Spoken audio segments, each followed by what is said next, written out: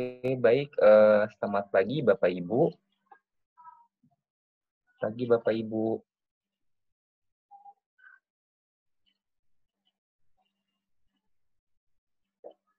Pagi Bapak Ibu.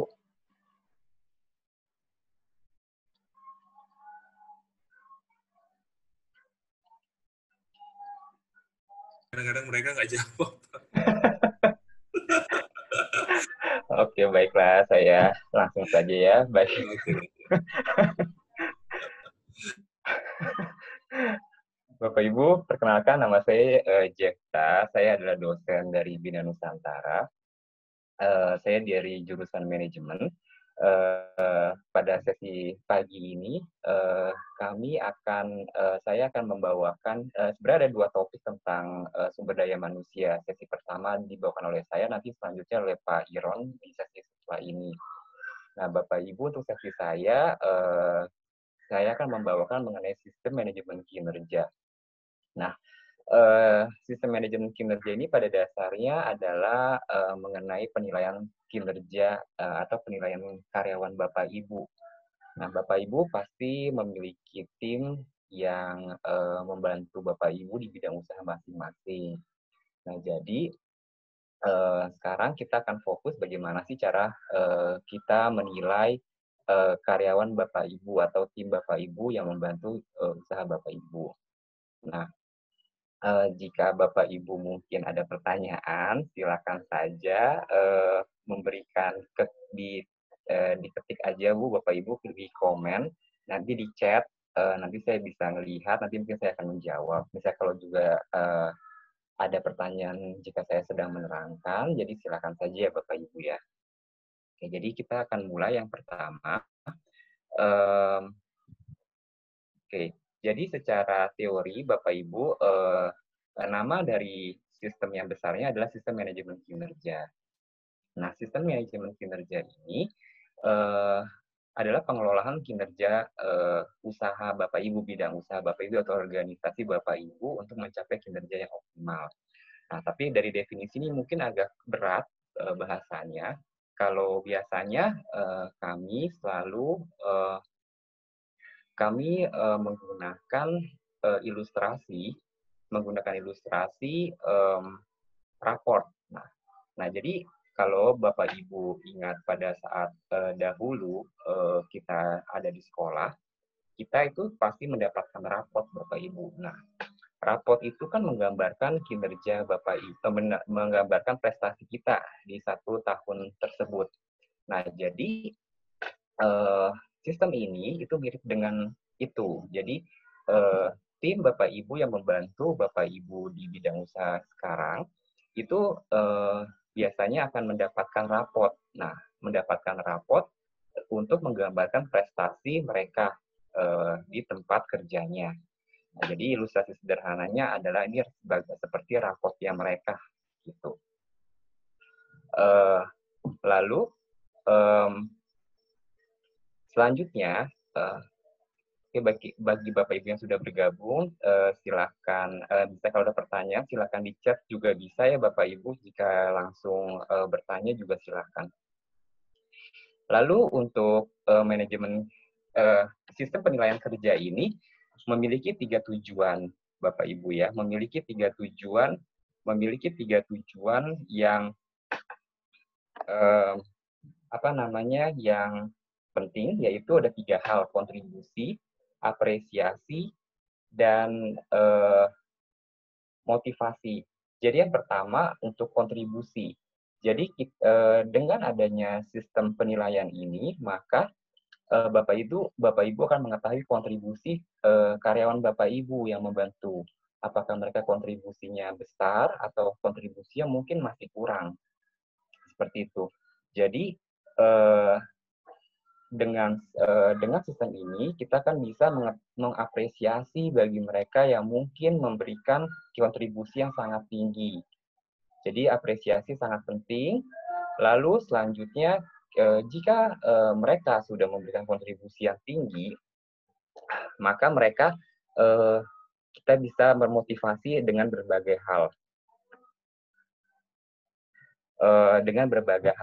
Jadi motivasi ini tidak hanya untuk karyawannya berprestasi, tetapi juga untuk karyawan yang kurang berprestasi. Nah, ini ada 3 hal yang penting tujuan dari sistem penilaian kinerja tersebut, penilaian kerja. Nah, untuk selanjutnya, nah, di dalam perjalanannya, banyak sekali proses-proses yang terkait di dalam sistem penilaian ini. Jadi, saya menggambarkan ada 3 hal yang penting proses-proses terkait yang berhubungan dengan sumber daya manusia, Bapak Ibu. Jadi yang pertama adalah untuk pelatihan dan pengembangan.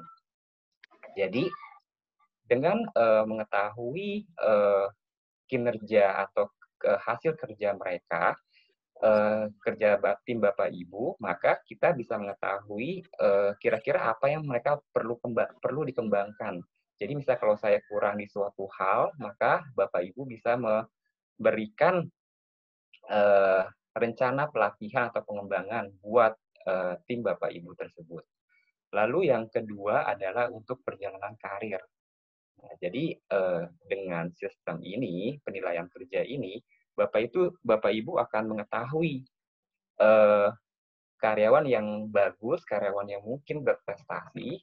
Nah, sehingga mungkin karyawan yang berprestasi tersebut akan Bapak Ibu berikan jenjang karir yang lebih tinggi. Jadi ini adalah jika ada kebutuhan promosi atau kebutuhan pergantian posisi, rotasi atau mutasi. Lalu yang terakhir yang paling penting, cukup penting adalah untuk kompensasi.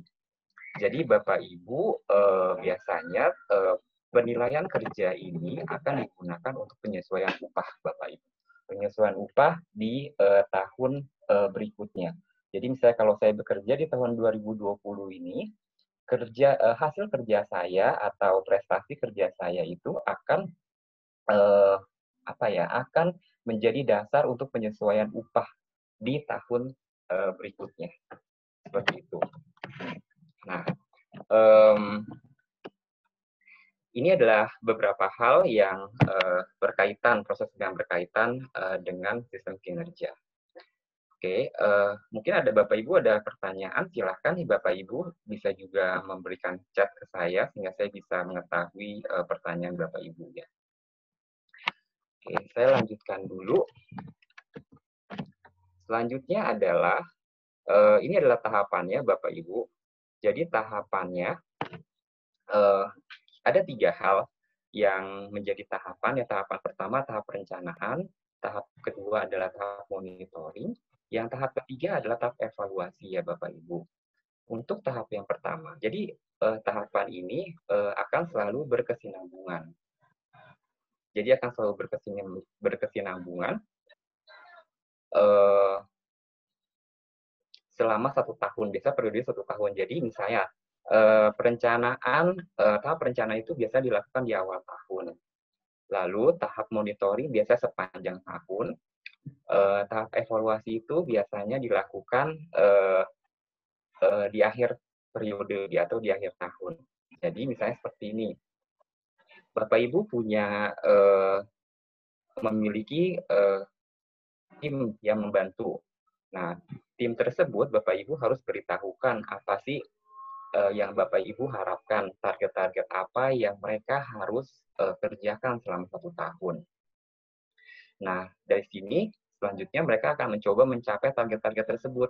Di tahap ini Bapak Ibu akan memonitor gimana sih pencapaian mereka selama setahun tersebut, selama sepanjang tahun tersebut.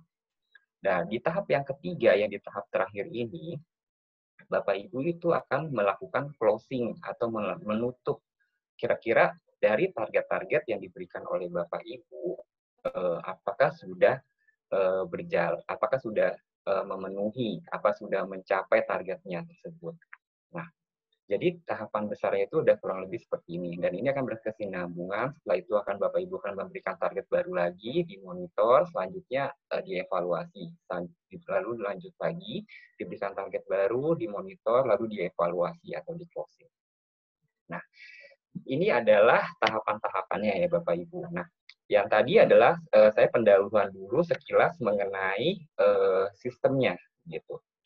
Nah, selanjutnya akan menjadi fokus kita adalah bagaimana sih kita cara menilai karyawan atau tim Bapak Ibu tersebut.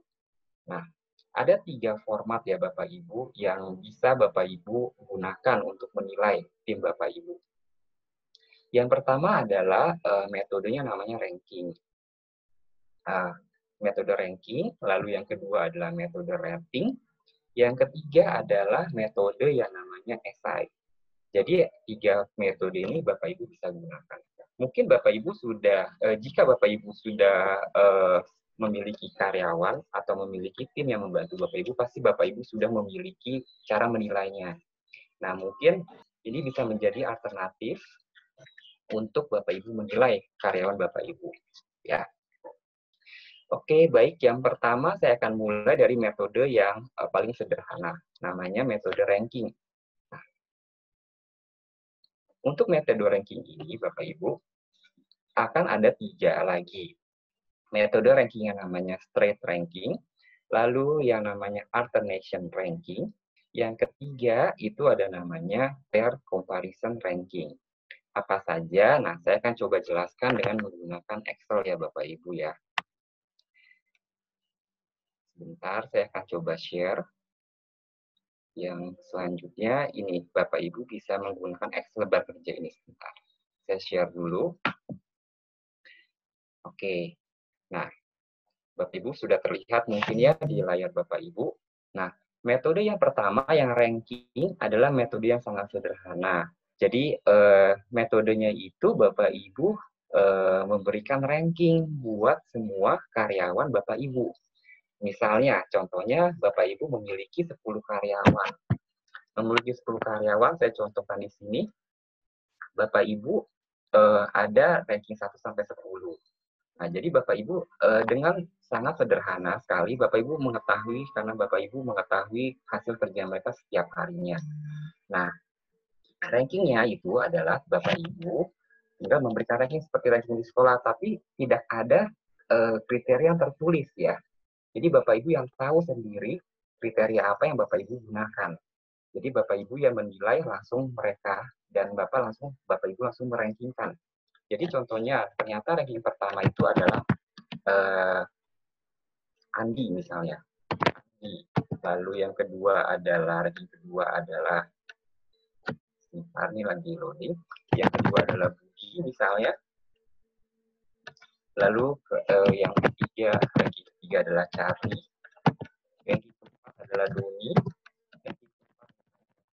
Nah, ini contoh saja. Nah, jadi Bapak Ibu dengan sederhana, silakan Bapak Ibu rankingkan mereka. Nah, ini adalah namanya, jadi dari yang paling baik, yang ranking 1 pasti ranking yang terbaik. Nah, ini akan digunakan yang Bapak Ibu, jadi ranking pertama ranking yang terbaik, lalu ranking yang paling rendah adalah ranking yang paling di ranking 10. Jadi ini contoh misalnya Bapak Ibu memiliki 10 karyawan ya. Nah, metode ranking ini metode yang paling sederhana. Jadi hanya mengurutkan yang paling tinggi sampai ke paling rendah. Ini adalah metode yang namanya metode straight ranking. Ya, itu Bapak Ibu. Lalu, nah, ranking itu ada lagi yang kedua. Yang kedua adalah namanya, bentar saya buka di sheet yang kedua. Nah, yang namanya adalah alternation ranking, Bapak Ibu.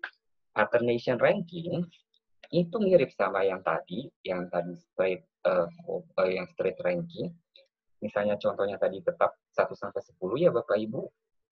Nah, tapi Bapak Ibu metodenya berbeda. Jadi caranya adalah dari atas lalu cari yang paling yang ke bawah. Jadi kan paling biasa gini.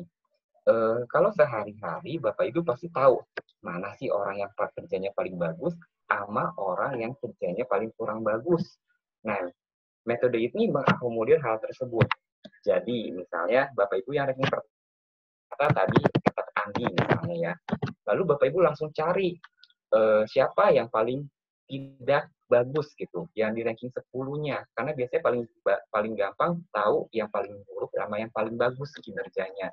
Jadi, Di ranking yang nomor 10, Bapak Ibu misalnya ternyata contohnya adalah Budi. Nah, selanjutnya naik lagi ke atas Bapak Ibu. Jadi ranking kedua siapa? Ternyata Charlie misalnya. Lalu cari lagi yang kedua paling buruk siapa?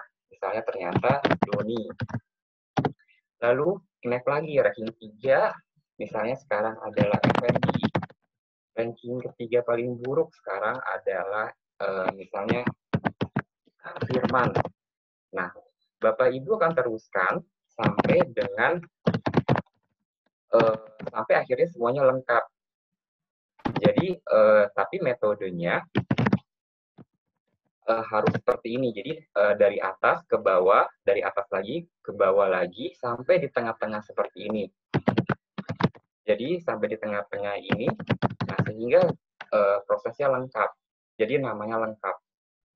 Nah, jadi metode yang pertama itu adalah kita langsung urutkan sampai ke 10, Bapak Ibu. Nah, sedangkan metode yang kedua, ranking yang kedua adalah Bapak Ibu melakukannya dengan cara yang paling bagus dulu, terus paling buruk, paling bagus lagi, paling buruk, paling bagus, paling buruk, sampai ketemu di tengah-tengah. Nah, itu metode yang Bapak Ibu bisa gunakan. Nah, itu metode yang kedua dari sistem ranking ya Bapak Ibu ya. Nah, kalau untuk yang ketiga, metodenya kurang lebih seperti ini. Namanya Bapak Ibu harus meng-compare atau membandingkan antar tim. Jadi misalnya Bapak Ibu saya contohkan dengan tabel seperti ini. Bapak itu punya 4 karyawan.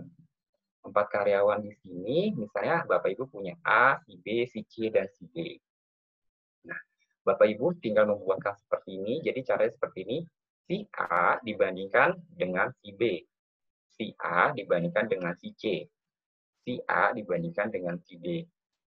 Lalu seterusnya, lalu si B dibandingkan si A, si B dibandingkan dengan C, B dibandingkan dengan D. Nah, ini adalah pair comparison namanya. Nah, Bapak Ibu coba menggunakan simbol-simbol aja. Misalnya, si A, karyawan A lebih bagus dari karyawan B, maka diberikan tanda plus. Tapi si A, kalau dibandingin sama si C, masih kalah. Jadi dia A kalah dari si C. Kita dengan sederhana menuliskan tanda minus. Nah, lalu kita coba cek lagi si A, gimana dengan si D? Ternyata dia bagus misalnya. Kita tulis plus. Nah, kita lanjutin terus. Nah, si B dibandingkan si A, oh ternyata si B lebih bagus, ternyata si B lebih jelek. Ternyata kan tadi kita sudah lihat kan. Nah, lalu si B dengan si C gimana? Si B dengan C ternyata si B lebih bagus. Jadi kita ambil dia positif.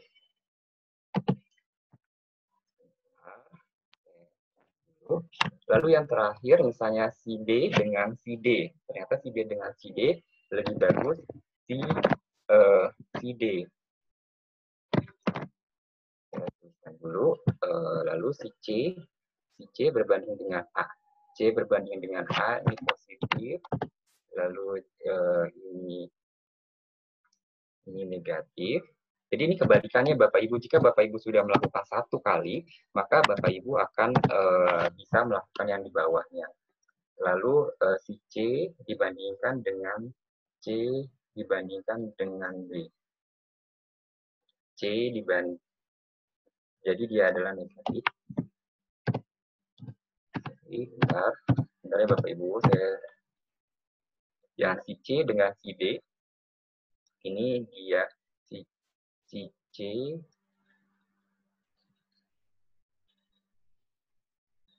A, B, C. Oke, lalu ini adalah, terus saya sambil melihat chatnya Bapak Ibu.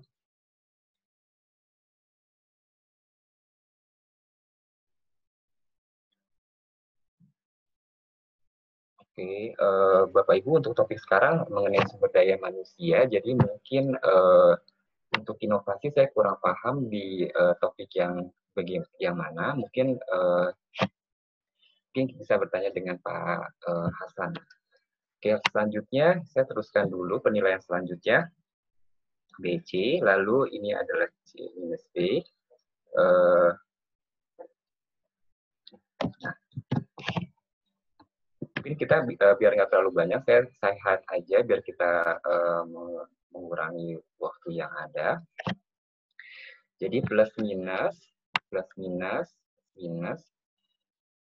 Oh, jadi C juga tidak ada.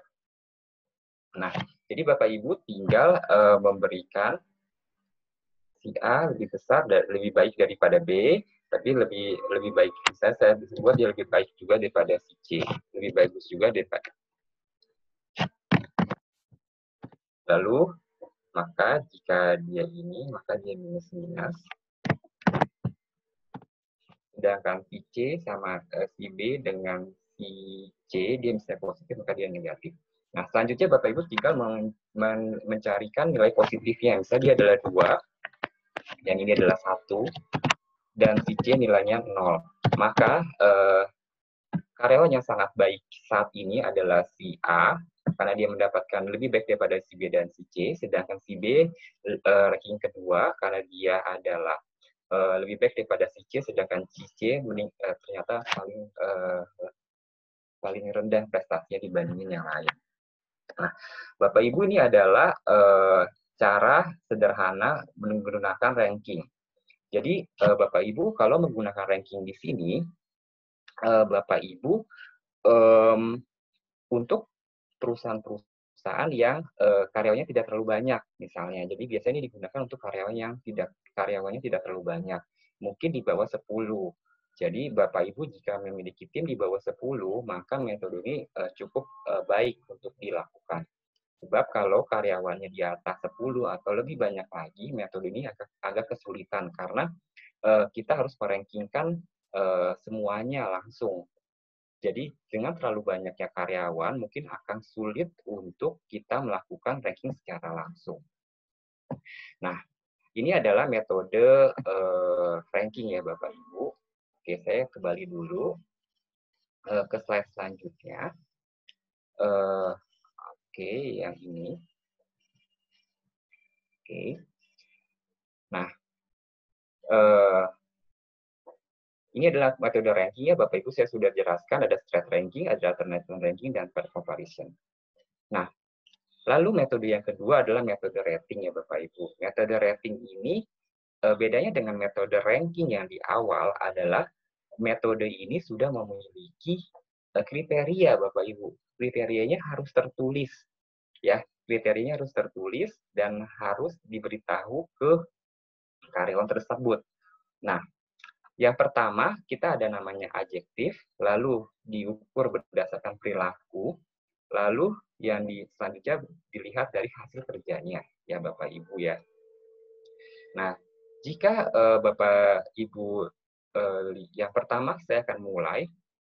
Namanya metode adjektif. Adjektif ini adalah Bapak Ibu sudah punya kriterianya dan memberikan jadi ini seperti memberikan keterangan hasil dari si kinerja karyawan tersebut. Jadi Bapak Ibu bisa membuat kriteria-kriteria buat penilaiannya tersebut. Contohnya, Bapak Ibu bisa melihat dari gimana keterampilan kerjanya. Ini contoh sederhana ya Bapak Ibu. Bagaimana dari kuantitas hasil kerjanya, bagaimana disiplin kerjanya, dan bagaimana tanggung jawabnya. Dan di sini ada cara menilainya. Jadi Bapak Ibu tinggal memilih apakah dia buruk di bawah rata-rata, rata-rata di atas rata-rata, atau baik. Jadi tinggal kita melakukan centang-centang saja. Misalnya kalau Andi kita cek keterampilan kerjanya ternyata di atas rata-rata, kuantitas kerjanya ternyata baik. Nanti semuanya akan dijumlahkan, nanti itu akan menjadi hasil kerjanya Andi. Nah, jadi Bapak Ibu sudah menggunakan yang namanya formulir kerja. Jadi formulir penilaian ini bentuknya kurang lebih seperti ini. Ini untuk yang menilai secara adjektif ya Bapak Ibu. Nah, untuk selanjutnya, nah kita punya yang namanya format dengan menggunakan menilai secara perilakunya Bapak Ibu. Jadi kalau biasanya namanya adalah menggunakan kompetensi. Nah, jadi misalnya kalau saya seorang tenaga penjual misalnya, tenaga pemasaran. Nah, saya dinilai dengan melihat dari bagaimana saya mungkin bekerja sama dengan tim lain, bagaimana saya berkomunikasi dengan calon pelanggan, bagaimana saya eh, menyelesaikan setiap masalah yang ada pada saat pekerjaan saya. Nah, jadi lebih ke arah perilaku pekerjaan dari tim Bapak Ibu.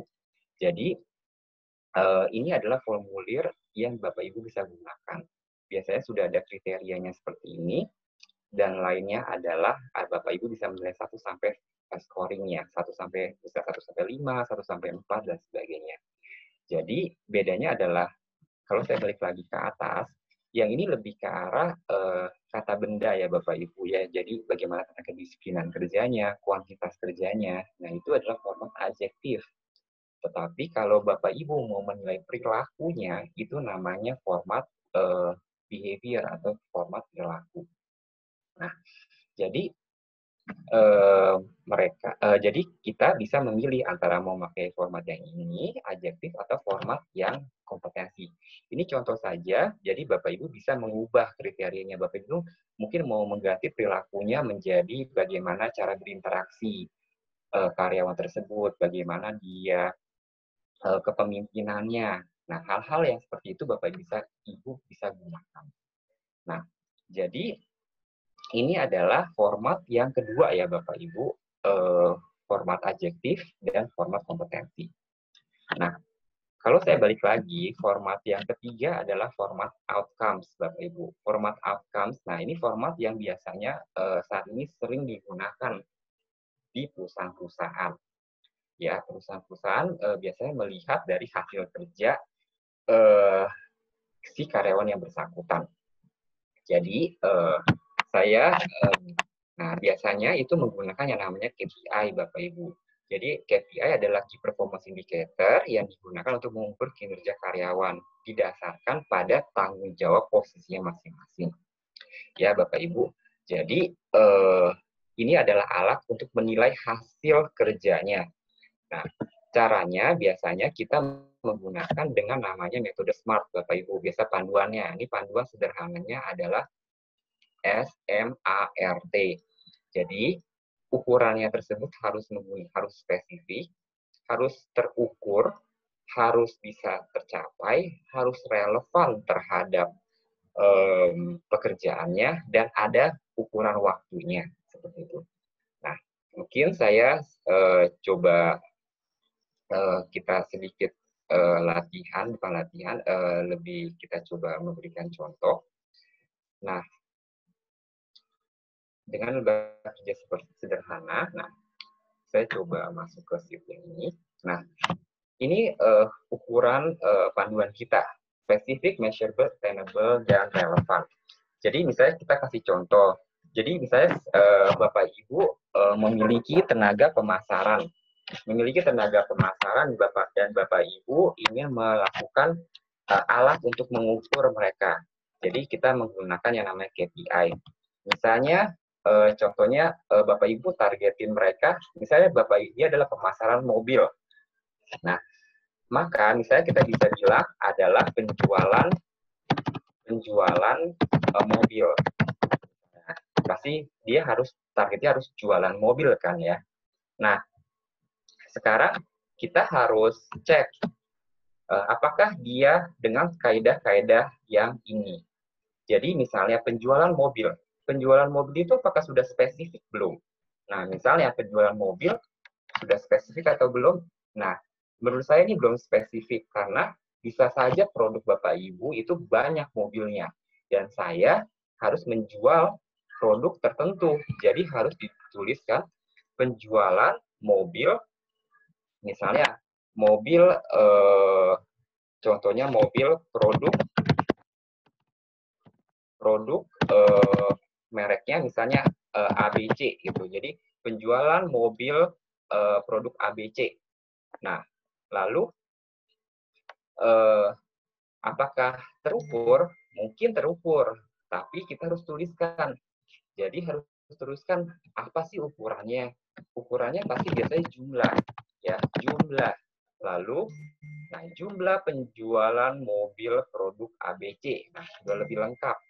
Nah, lalu selanjutnya adalah apakah em, apakah itu bisa tercapai atau tidak. Misalnya, Bapak Ibu harus targetin. Misalnya, penjualannya ternyata harus 1.000 mobil selama setahun gitu.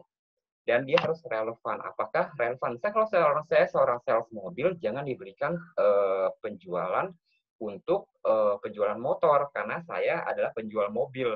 Nah, jadi harus relevan. Lalu yang terakhir adalah harus time base. Harus ada ukuran waktunya. Jadi misalnya jumlah penjualan mobil selama tahun 2020 sebanyak 1.000 mobil. Nah, 1.000 mobil ini harus yang benar-benar realistis ya Bapak Ibu. Jangan dikasih target ke tim Bapak Ibu, ternyata harus 1 juta mobil. Ternyata 1 juta mobil itu nggak bakal tercapai. Dan itu jadi Bapak Ibu harus mengira-ngira kira-kira Bapak Ibu ingin mentargetkan mereka berapa banyak. Nah, ini adalah contoh KPI ya Bapak Ibu.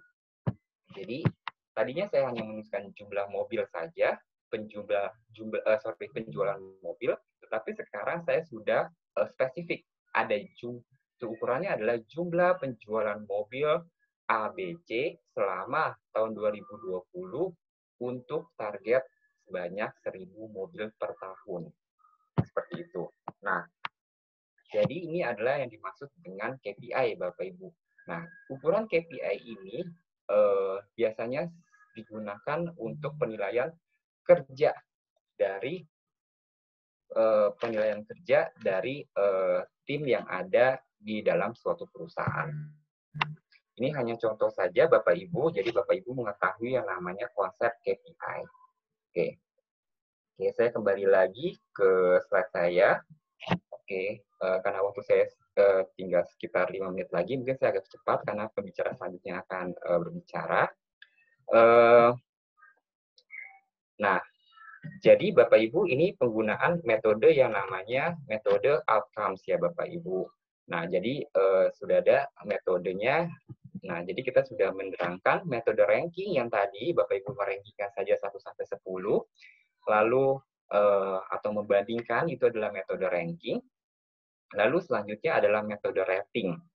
Nah, metode rating yang tadi Bapak Ibu sudah punya formulirnya untuk Bapak Ibu berikan ke karyawan Bapak Ibu semua. Nah, cara yang memang yang kali ini sudah cukup lebih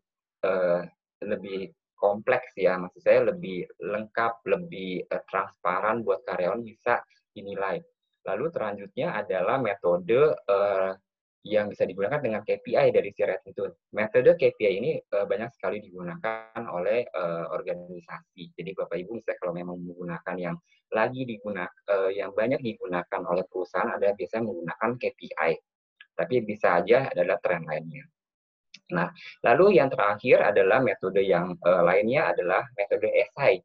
Jadi ini seperti soal ya Bapak Ibu mempunyai formulir dan pertanyaannya itu harus diisi oleh si karyawan. Bentuknya tulisan, jadi esai. Nah, metode ini memang agak jarang digunakan sih. Sudah mulai jarang digunakan, tetapi bisa Bapak Ibu gunakan. Karena kenapa? Karena time consuming, jadi banyak memakan waktu dari segi prosesnya. Ya, karena Bapak harus lihat, Bapak Ibu harus baca, dan mengetahui kira-kira apa yang harus dinilai dari mereka. Nah, ini kurang lebih adalah alatnya ya Bapak Ibu untuk metode penilaian kerja. Nah, mungkin saya sampai dengan ini adalah slide saya yang terakhir. Mungkin apakah Bapak Ibu ada yang ingin ditanyakan? Sebab selanjutnya sesi selanjutnya akan dilakukan oleh Pak Iron untuk tentang perjanjian kerja ya Bapak Ibu. Oke, Bapak Ibu, gimana? Apakah ada pertanyaan mengenai tentang format penilaian kerja untuk yang Bapak Ibu bisa gunakan di bidang usaha Bapak Ibu sekarang? Apakah ada jadi pertanyaan? Pak Jefta, ini Iya. materi Bapak ini lebih ke performance ya Pak ya?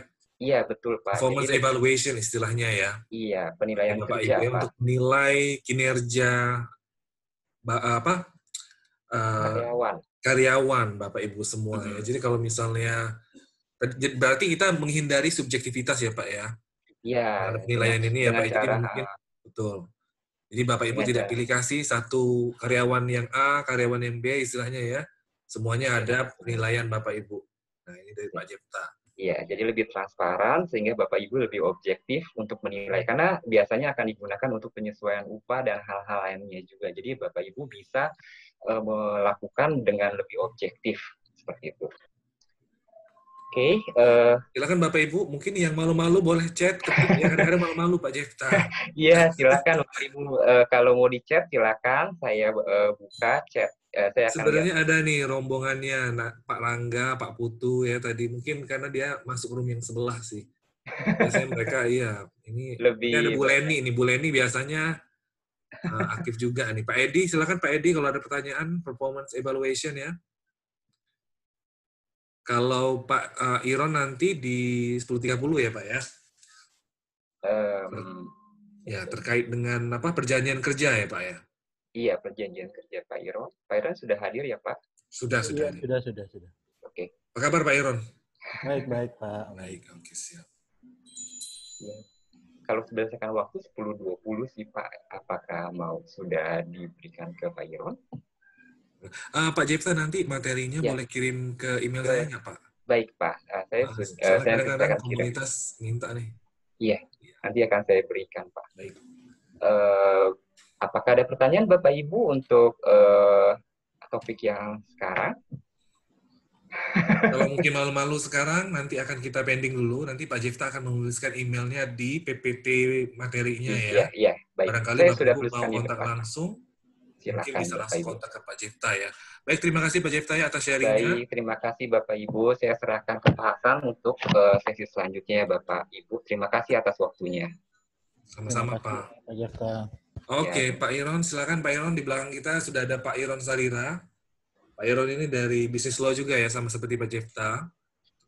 Terkait dengan hukum ya Pak ya, legal. Mungkin Bapak Ibu untuk seputar hukum bisnis, nah Pak Iron ini expertnya. Dan juga Pak Iron merupakan seorang praktisi juga ya, di bidang bisnis law ya Bapak Ibu ya. Dan ini tepat sekali waktunya Bapak Ibu semuanya. Silahkan Pak Iron, waktu dan tempat saya persilahkan ya Pak. Oke, terima kasih. Assalamualaikum warahmatullahi wabarakatuh. Selamat siang Bapak Ibu semua. Salam sejahtera untuk kita semua. Perkenankan sebelumnya saya memperkenalkan diri dulu dan mengkoreksi mengenai apa yang dipronounce oleh Pak Hasan ya. Saya dan Pak Jefta memang berada dalam satu divisi di Human Capital yang kebetulan menangani bidang-bidang SDM di Bina Nusantara secara corporate ya, secara besarnya gitu. Kami juga memang merupakan dosen yang mengampu bidang-bidang mata kuliah tertentu. Kebetulan saya memegang mata kuliah di bidang hukum ketenaga kerjaan sebagai expertise yang memang saya bisa sampaikan kepada Bapak Ibu semua dalam kesempatan kali ini. Nah, tetapi sebelumnya saya ingin bertanya dulu ya, ini saya kok nggak kelihatan muka-muka Bapak Ibu, karena saya rindu melihat muka-muka dalam kegiatan-kegiatan yang ofisial, karena udah sekian lama dirumahkan kan intinya seperti itu. Mungkin boleh dong ada yang bisa memunculkan tampak wajahnya gitu. Jadi jangan saya sendiri yang memunculkan diri gitu. Silakan Bapak Ibu jangan malu-malu untuk menghidupkan cam-nya dan mic-nya ya. Kita casual saja. Jangan malu-malu. Karena untuk absen juga Bapak Ibu, jadi mungkin bisa menayangkan wajahnya ya. Oke, sambil Bapak Ibu beraktivitas dengan Zoom fasilitasnya, saya akan coba. Saya ingin menanyakan di awal dulu, apakah mungkin Bapak dan Ibu pernah mengikuti materi dalam sesi-sesi sebelumnya mengenai saya sebut sebagai bidang atau ya, industrial relation. Apakah pernah mengikuti sebelum-sebelumnya gitu?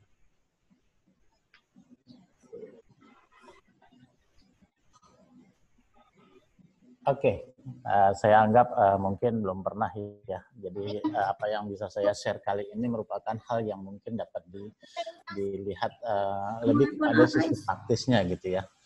Oke, Bapak Ibu, dalam kesempatan hubungan pekerjaan yang dilakukan dimanapun, baik dia dalam skala kecil, menengah ataupun tinggi, memang kita berbicara skop hukum pasti berbicara menaungi bidang-bidang tersebut dalam konteks hukum ketenagakerjaan. Tetapi rata-rata kita sebagai pelaku usaha atau subjek hukum yang melakukan hubungan hukum dengan para subjek hukum lainnya itu hanya menjadikannya itu semuanya itu dalam tatanan yang ya jalanin aja dulu apa yang bisa dilakukan.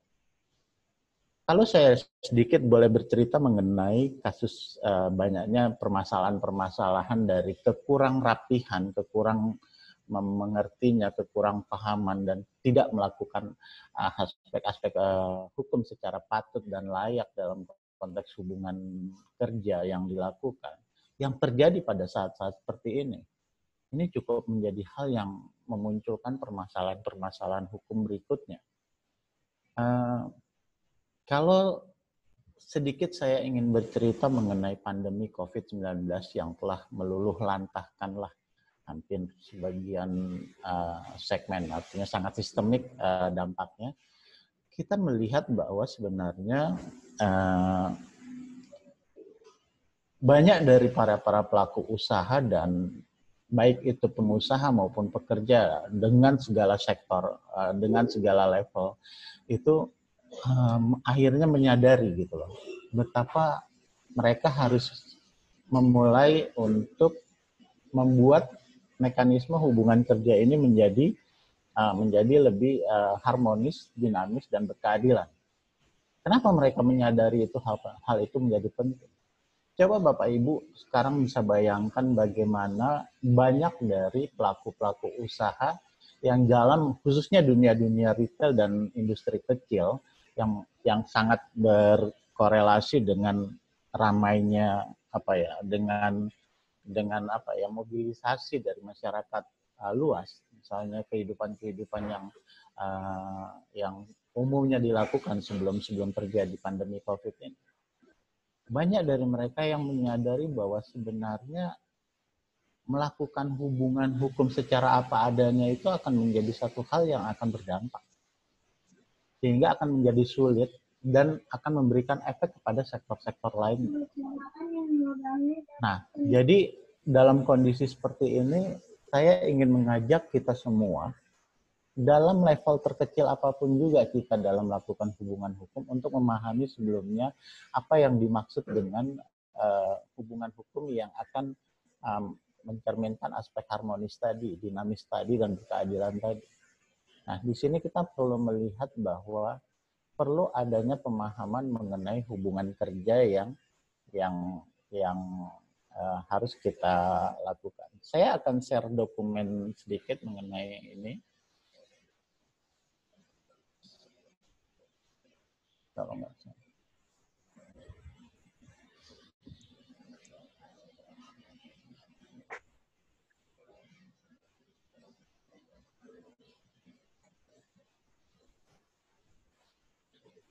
Ya, di sini saya akan share. Apakah sudah terlihat dokumen sharingnya?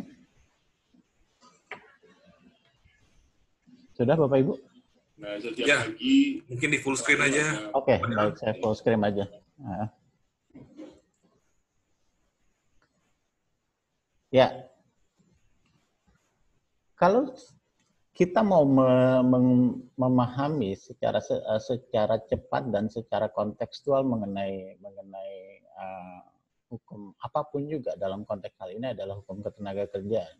Saya ingin lebih memastikan dulu bahwa kita memahami 6 aspek dari pemahaman mengenai apa itu yang disebut hukum sebagai kesatuan ilmu.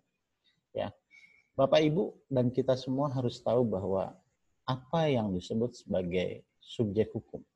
Pertanyaannya apa. Selalu apa? Karena apa yang menjadi penyebutan dalam konteks subjek hukum, objek hukum, perbuatan hukum, hubungan peristiwa dan masyarakat hukum ini menjadi penting.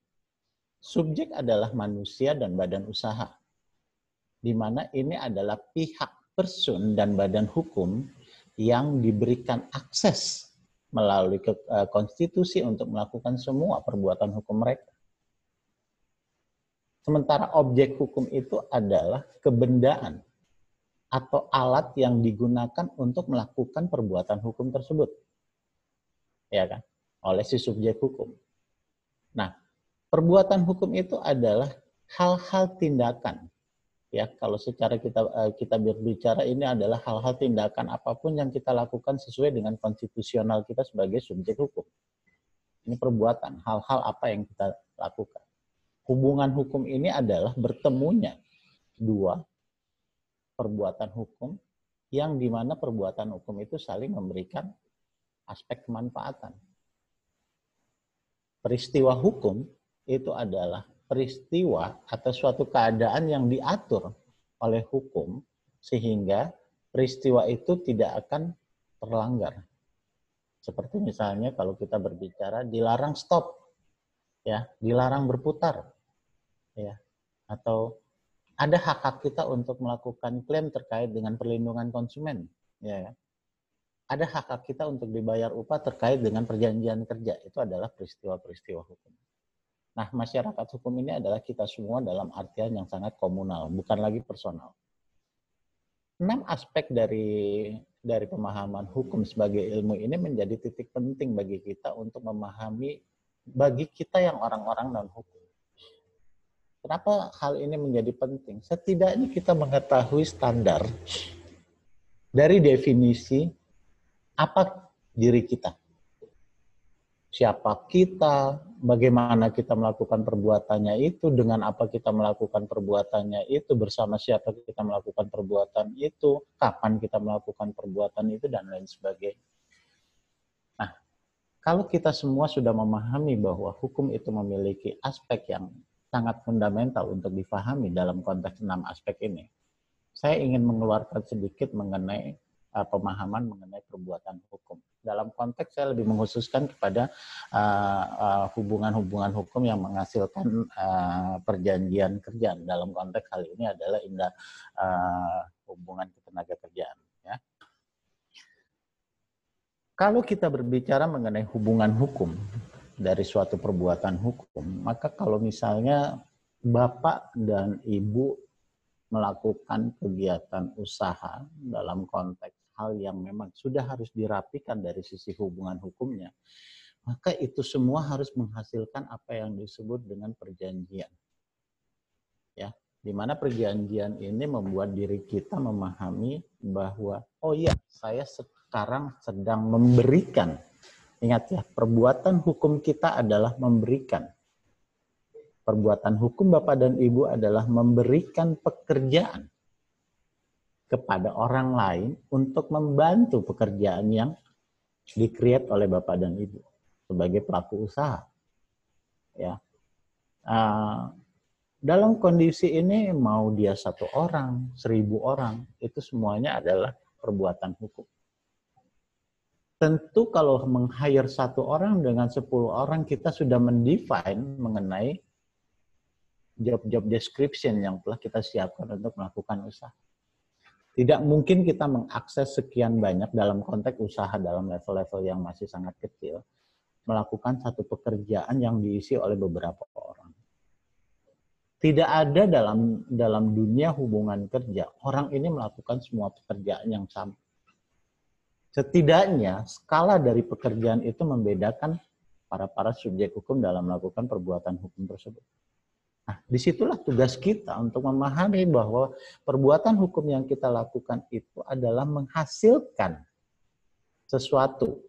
Dalam konteks hukum ketenagakerjaan menghasilkan sesuatu yang menjadi penting untuk dipahami supaya tidak chaos di waktu-waktu yang berlalu, di waktu-waktu yang akan datang dan lain sebagainya. Nah, sehingga pekerjaan ini menjadi jenis dan sifat pekerjaan ini, job description ini menjadi sesuatu hal yang terimplementasi dalam bentuk perbuatan hukum yang dilakukan oleh Bapak dan Ibu. Datanglah satu orang pekerja yang membantu usaha kita. Tentu dia akan melakukan pekerjaan atas instruksi yang diberikan oleh Bapak dan Ibu dalam bentuk job description. Pekerjaan yang dilakukan oleh seorang subjek hukum itu adalah perbuatan hukum karena dia melakukan suatu perbuatan. Itu pekerjaannya, ya. Nah, hubungan antara pekerjaan dengan perbuatan ini, bertemunya perbuatan satu dengan perbuatan lainnya ini yang saling bersinergi tersebut, yang memiliki korelasi tersebut, itu menjadi suatu hubungan hukum. Sehingga kalau sudah terjadi hubungan hukum antara dua pihak ini, di sini kan Bapak Ibu harus mencermati. Oh, Bapak Ibu tidak bisa dengan sudahlah, kamu kerja, nanti kalau ada keuntungan kita bagi sesuai kesepakatan kita dan lain sebagainya. Memang kita berbicara kesepakatan di sini. Mungkin saya pernah men-sharing mengenai pasal 1320 KUH Perdata mengenai syarat sah perjanjian. Tapi ini bukan masalah kesepakatan.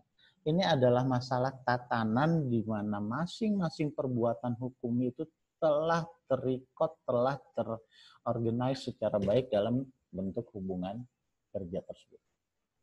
Sehingga hubungan kerja yang dihasilkan, hubungan hukum itu adalah hubungan kerja ya. Hubungan kerja yang dihasilkan dari bertemunya dua perbuatan hukum inilah yang menjadi substansi dalam pembuatan perikatan, ya.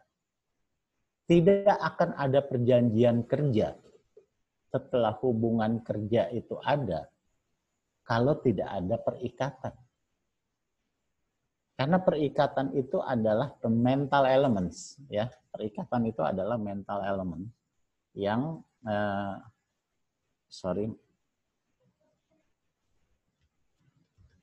perikatan itu adalah mental elements yang menjadikan kondisi kita itu willing untuk melakukan sesuatu perjanjian kerja.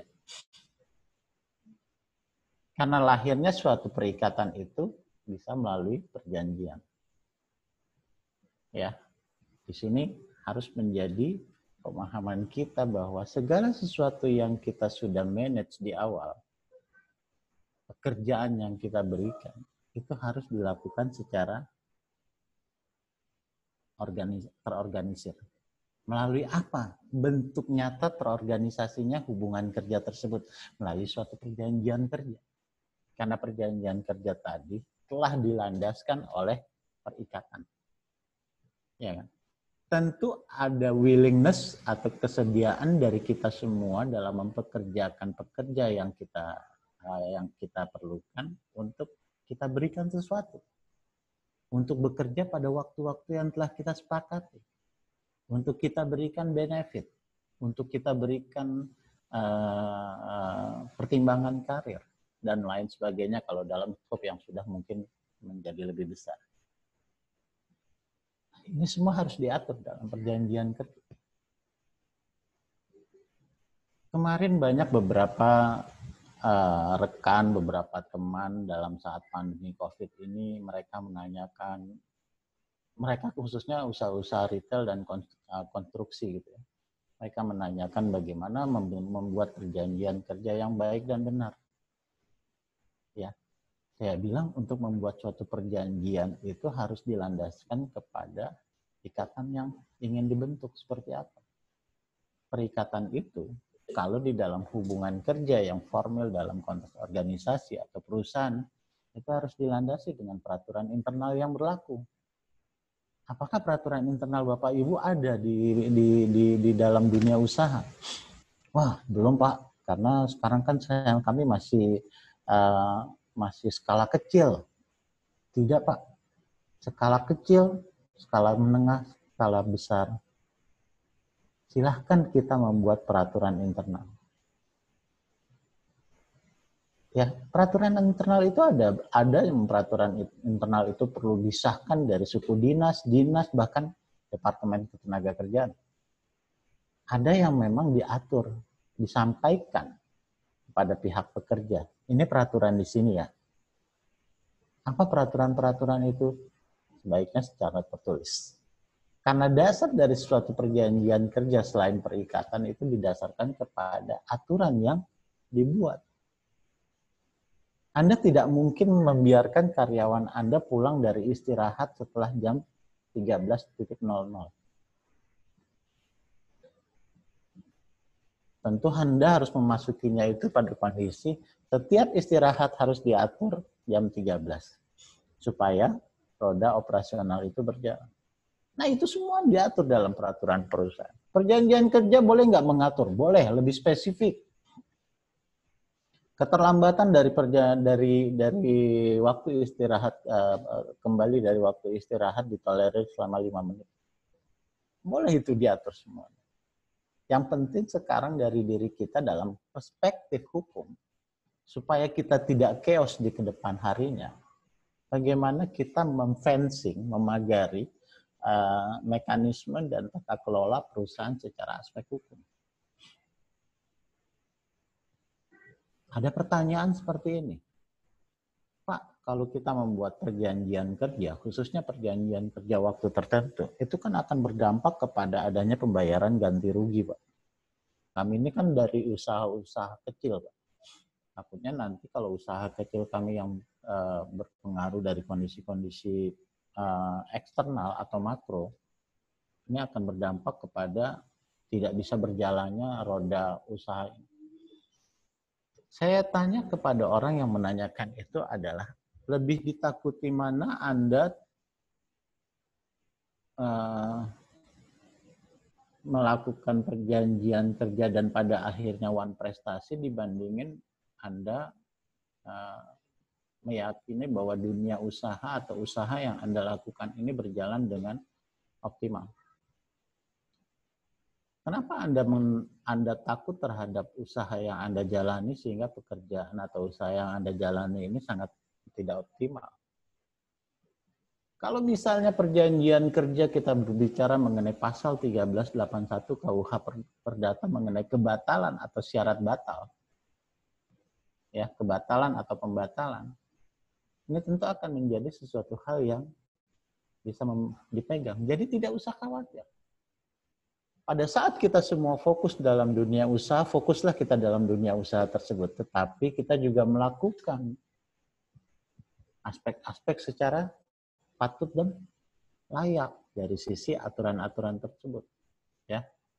Nah, dengan kondisi ini, maka setidaknya dari hubungan hukum yang terbentuk dalam hubungan kerja yang Bapak Ibu lakukan, itu dituangkan dalam suatu perjanjian kerja. Ya. Jadi harus diingat apa pentingnya landasan hukum dalam konteks perjanjian kerja ini. Karena Bapak Ibu sudah memahami bahwa sebagai subjek hukum dengan melakukan perbuatan hukum, maka terbentuklah hubungan hukum. Supaya tidak terjadi peristiwa hukum, maka Bapak Ibu membuat hubungan hukum dalam arti hubungan kerja itu dalam konteks perjanjian kerja yang telah disepakati. Wong membuat perjanjian kerja saja bisa berdampak kepada terjadinya perselisihan hubungan kerja, apalagi tidak. Nah, inilah yang kita harus tahu. Jangan kita berpikir bahwa hal ini merepotkan, hal ini mahal dan lain sebagainya, tidak.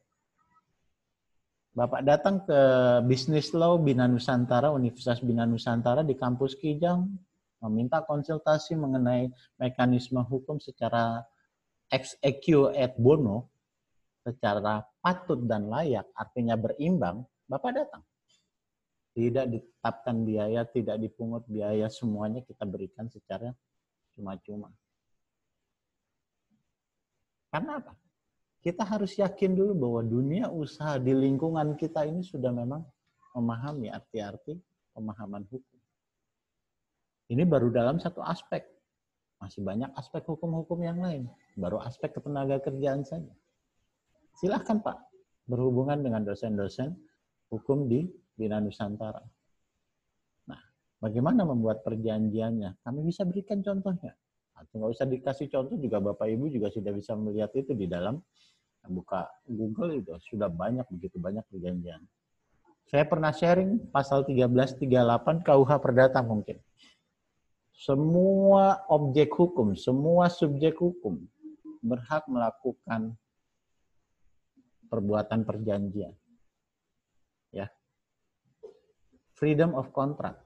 Artinya, pada saat kita berbicara freedom of contract yang tidak melanggar aturan, kesusilaan, norma-norma, agama, dan lain sebagainya, maka itu kita semua diberikan kebebasan oleh pasal 1338.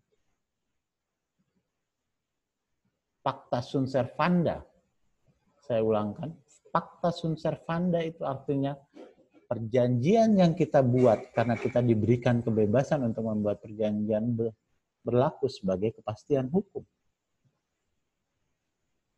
Jadi jangan khawatir kita untuk membuat perjanjian. Bahwa apa yang kita ingin atur dan lain sebagainya itu hal yang memang perlu didiskusikan. Ya, jadi buatlah perjanjian kerja itu sebagai pagar dari konteks hubungan kerja, sekecil apapun hubungan kerja yang dilakukan.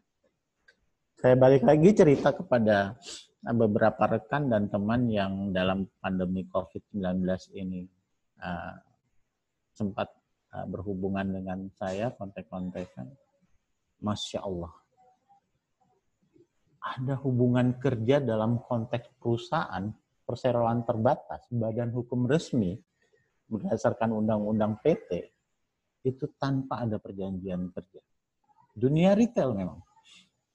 Dia mempekerjakan banyak pekerja, banyak subjek hukum di outlet-outlet di mall-mall.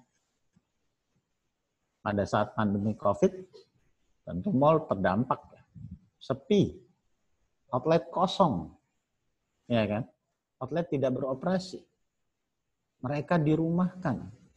Mereka tidak tahu mendapatkan gaji atau tidak, dikurangi gaji atau tidak, dibayarkan gaji secara full atau tidak, atau bahkan mereka di PHK.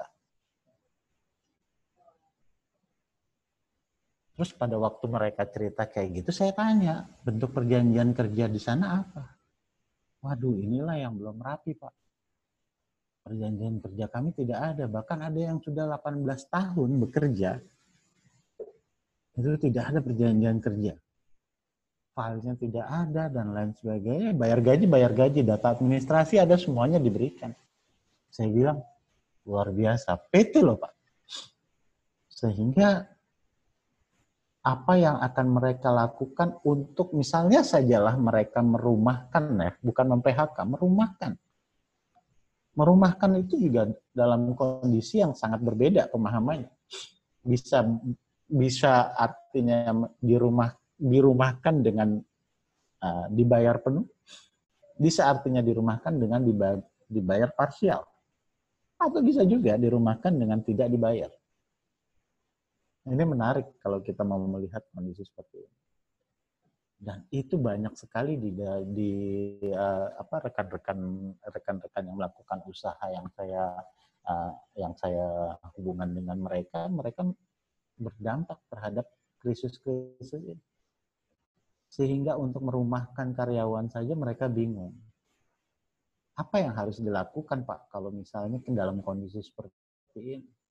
Perjanjian kerja yang cacat, perjanjian kerja yang tidak ada dokumen, maka hukum bukan menganggap itu menjadi tidak ada.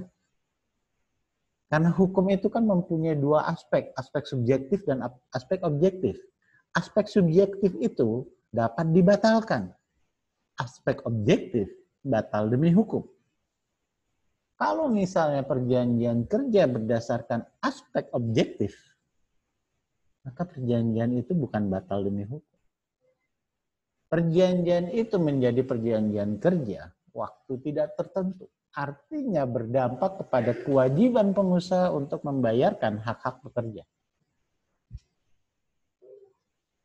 Makanya disebut hubungan kerja. Hukum ketenagakerjaan ini menjadi hukum yang sangat spesialis.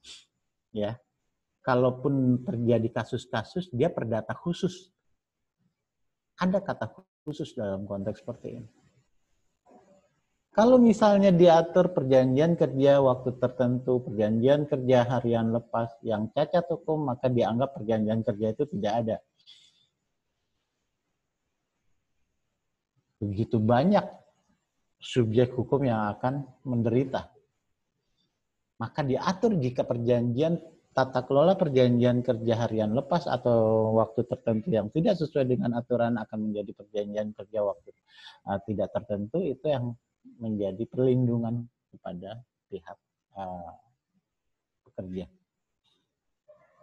Nah, dengan kondisi fakta-fakta yang ada, khususnya pada saat pandemi COVID-19 ini, yang angkanya sudah mencapai, ini bicara pengangguran dan PHK serta dirumahkan, angkanya itu sudah mencapai jutaan ya, hanya di DKI Jakarta saja.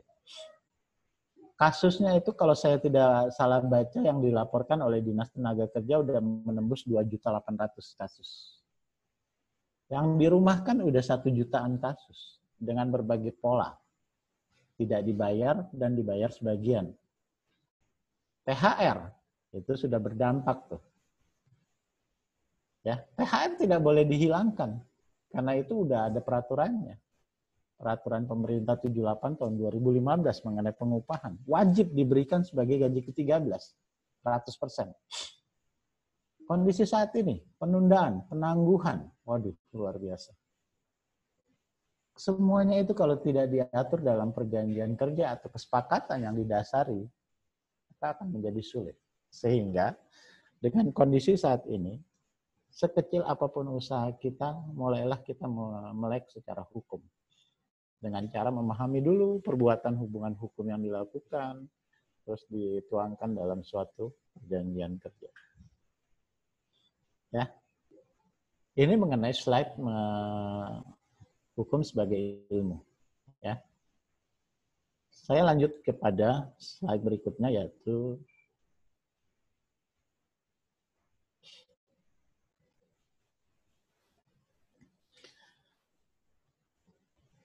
kalau kita melihat kepada slide ini, sebenarnya slide ini berbicara ada peningkatan dari atau eskalasi dari pemahaman mengenai industrial working relation menjadi industrial relation. Ya, ingat ya, setiap perjanjian kerja yang kita tuangkan dalam konteks hubungan hukum di dalam usaha yang kita lakukan, itu tentu berdampak kepada apa yang berkaitan terhadap apa yang menjadi kepentingan pemerintah dalam hal ini. Kalau kita berbicara, kalau sekarang saya ajak Bapak dan Ibu untuk berimajinasi membuat suatu segitiga. Kurang lebih seperti ini. Nah, titik yang di atas sini, ini harus ada yang isi dari 2 titik yang ada di sini. Titik di atas ini harus ada yang isi terhadap 2 titik. Kalau 2 titik yang ada di sini adalah panah horizontal dengan berhadapan, itu adalah bentuk hubungan kerja. Di mana perikatannya dikuatkan dengan perjanjian kerja. Ya. Tapi kalau titik yang ada di horizontalnya ini, atau titik diagonalnya ini, karena ini adalah garis diagonal, titik ini diisi oleh pihak pemerintah. Pemerintah dalam hal ini berkecimpung, beraktivitas dalam konteks perbuatan hukum yang mereka lakukan untuk menjaga agar hubungan kerja yang dilakukan itu memiliki aspek perimbangan, keseimbangan. Tidak boleh dalam tatanan yang semena-mena, tidak boleh dalam tatanan yang sesuka-sukanya. Semena-mena itu biasa lebih masuk ke wilayah pengusaha, sesuka-sukanya itu lebih masuk pada wilayah pekerja. Tidak boleh. Sehingga konteks biopsikologis dalam konteks hubungan kerja itu tidak pernah terjadi. Apa biopsikologis dalam konteks hubungan kerja tersebut? pengusaha mempekerjakan dengan serendah-rendahnya biaya yang diberikan untuk tujuan yang setinggi-tingginya. Dan sebaliknya, pekerja bekerja dengan serendah-rendahnya usaha untuk penghasilan yang setinggi-tingginya. Itu adalah biopsikologi. Ini penyakit dalam konteks hubungan industrial. Sehingga perlu ada titik diagonal ini yang mengatur. Dia memberikan panah ke bawah sebagai garis diagonalnya kepada pekerja dan pengusaha dalam bentuk dua, pengawasan dan perlindungan hukum. Artinya, pemerintah juga dalam konteks industrial relation ini memberikan kontribusi dalam konteks hubungan kerja. Sehingga stigma atau segitiga tersebut menjadi segitiga hubungan industrial. Ya, untuk mencapai hubungan yang dinamis, harmonis, dan berkeadilan. Nah, untuk pemahaman seperti ini, pemerintah memiliki peran dalam membuat aturan-aturan yang berlaku. Karena apa? Kalau tadi dalam konteks hubungan kerja itu karena adanya perjanjian kerja, kalau dalam konteks ini karena apa? Mungkin Bapak dan Ibu memahami atau tidak bahwa ada aspek kontrak sosial yang dilakukan oleh masyarakat untuk memberikan hak-hak mereka sepenuhnya dilakukan kepada pemerintah. Kontrak sosial inilah yang membuat mereka, pemerintah, memiliki kewenangan mengatur tata kelola pemerintahan, baik itu di lingkungan terkecil maupun di lingkungan kenegaraan. Kontrak sosial. Artinya ada kontrak juga di situ. Tanpa sadar, kita sebagai masyarakat, pada saat kita sudah menginjak usia 17 tahun dan membuat KTP, kita sudah mengiyakan apa yang disebut dengan kontrak sosial kita. Kita serahkan kepada pemerintah, karena mereka lah yang memberikan kewenangan. Itulah supremacy of law. Ya, terlepas bahwa kewenangan ini menjadi kewenangan yang sangat absolut dan lain sebagainya, ini sesuatu hal yang sangat subjektif kalau kita bahas dalam konteks seperti ini, ya. Tapi kita sudah meyakini bahwa tata kelola pemerintah sejauh ini sudah menjadi lebih akuntabel, profesional, dan bisa menjadi satu hal yang menjadi lebih baik. Nah, saya kembali ke dalam konteks yang segitiga itu. Pemahaman ini adalah mewujudkan bahwa pemerintah melalui suatu pengawasan dan perlindungan hukumnya yang tercover dalam kontrak sosial melindungi pengusaha dan pekerja dalam konteks membentuk hubungan industrial yang dinamis. Dinamis itu mereka kita sadar bahwa setiap masalah dalam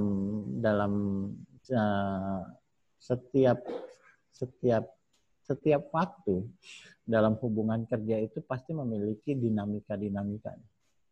Dan kita menyadari itu. Pengusaha menyadari, pekerja juga menyadari. Nah, dinamika-dinamika ini yang harus kita atur, kita sepakati melalui perjanjian kerja. Misalnya gini, dulu tidak pernah kita berpikir bahwa informasi bisa kita dapatkan di tangan kita melalui gadget pada saat sekarang. Ini dinamika. Perubahan teknologi itu merubah dinamika kita. Sekarang kita mau melihat apapun juga tinggal klik apa yang kita pegang. Begitu mudahnya. Ya. Harmonis. Kan itu ada dinamis, harmonis. Harmonis itu suatu konteks yang harmonis dan berkeadilan itu sebenarnya hampir-hampir milik. Ya. Cuma harmonis itu lebih kepada estetikanya. Ya. Bagaimana pengusaha memberikan senyum di pagi hari dan bagaimana pekerja memberikan penghormatan di pagi hari pada saat semuanya bertemu dalam konteks melakukan perbuatan hukum dalam dunia kerja. Itu harmonis. Apakah Bapak Ibu akan membiarkan karyawan Bapak Ibu mengganggu ketentraman atau suasana kerja dengan memasang radio atau musik? Karena mau orang macam-macam tabiatnya. Ada yang bisa bekerja dengan kondisi yang ramai.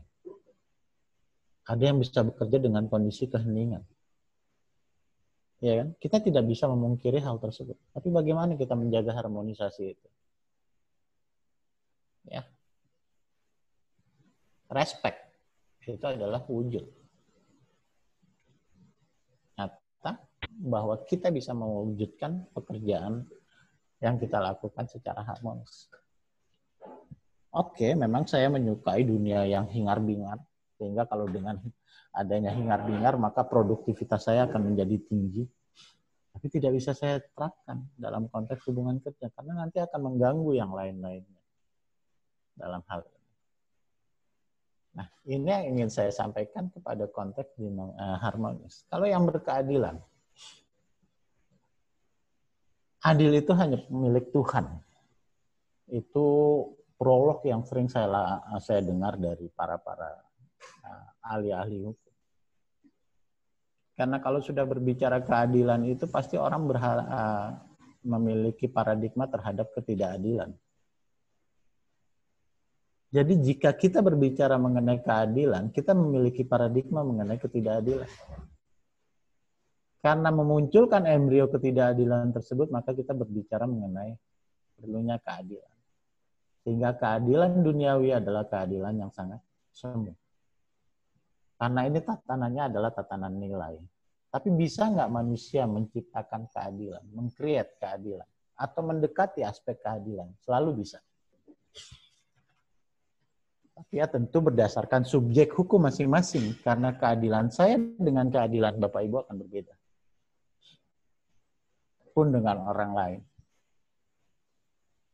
Angka Rp1.000 kepada pekerja Bapak Ibu satu, kepada pekerja Bapak Ibu kedua, kepada pekerja Bapak Ibu ketiga akan menciptakan keadilan-keadilan yang berbeda-beda. Karena memang teorinya keadilan itu tergantung dari distribusinya. Ya, orang akan merasa sangat adil dengan melakukan pekerjaan sekecil-kecilnya dia dapat Rp1.000. Orang akan merasakan kurang adil dengan pekerjaan yang sedang-sedang aja dan mendapatkan Rp1.000. Dan orang merasa tidak adil dengan melakukan pekerjaan yang luar biasa berat dan mendapatkan Rp1.000. Maka perlu kita lihat apa yang disebut dengan keadilan distributif itu. Nah, keadilan distributif inilah yang menjadi kemampuan kita untuk mengukur, oh dia layaknya dapatnya sekian, oh dia layaknya dapat sekian dan ini layaknya dapat sekian. Tergantung dari peran dan kontribusi. Ya, karena ini menjadi dasar hal yang bisa dilihat dalam perjanjian kerja yang kita buat. Ya. Tidak mungkin seorang driver itu akan memiliki nilai yang sama dengan seorang pembuat, seorang tukang potong misalnya. Pasti memiliki nilai yang berbeda. Penetapan nilai ini harus dibuat oleh Bapak Ibu dalam skema yang berbeda ya, bukan dalam konteks hubungan hukum ini. Ya, penetapan gaji dan lain sebagainya. Ini perspektif keadilan semua. Ya, sehingga hal itu menjadi boleh diputuskan oleh Bapak Ibu sebagai orang yang memegang kewenangan dalam konteks dunia usaha. Oke, industrial relation itu memiliki 3 aspek. Aspek di mana Bapak Ibu mencari pekerja, memproses pekerja dalam proses lamaran kerja, melakukan seleksi, dan akhirnya memutuskan. Dari sekian banyak kandidat yang diterima adalah ini. Karena mendekati kualifikasi yang diinginkan. Karena memiliki kualifikasi. Mendekati requirement yang diinginkan. Setelah Bapak Ibu meng-hire dia, inilah berbicara perjanjian kerja.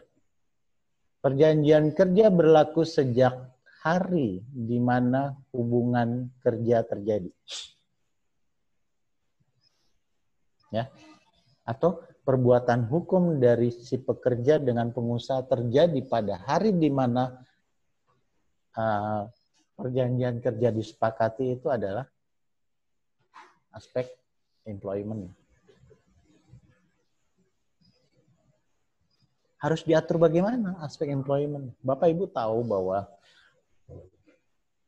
aspek employment ini memiliki konteks yang sangat berbeda-beda.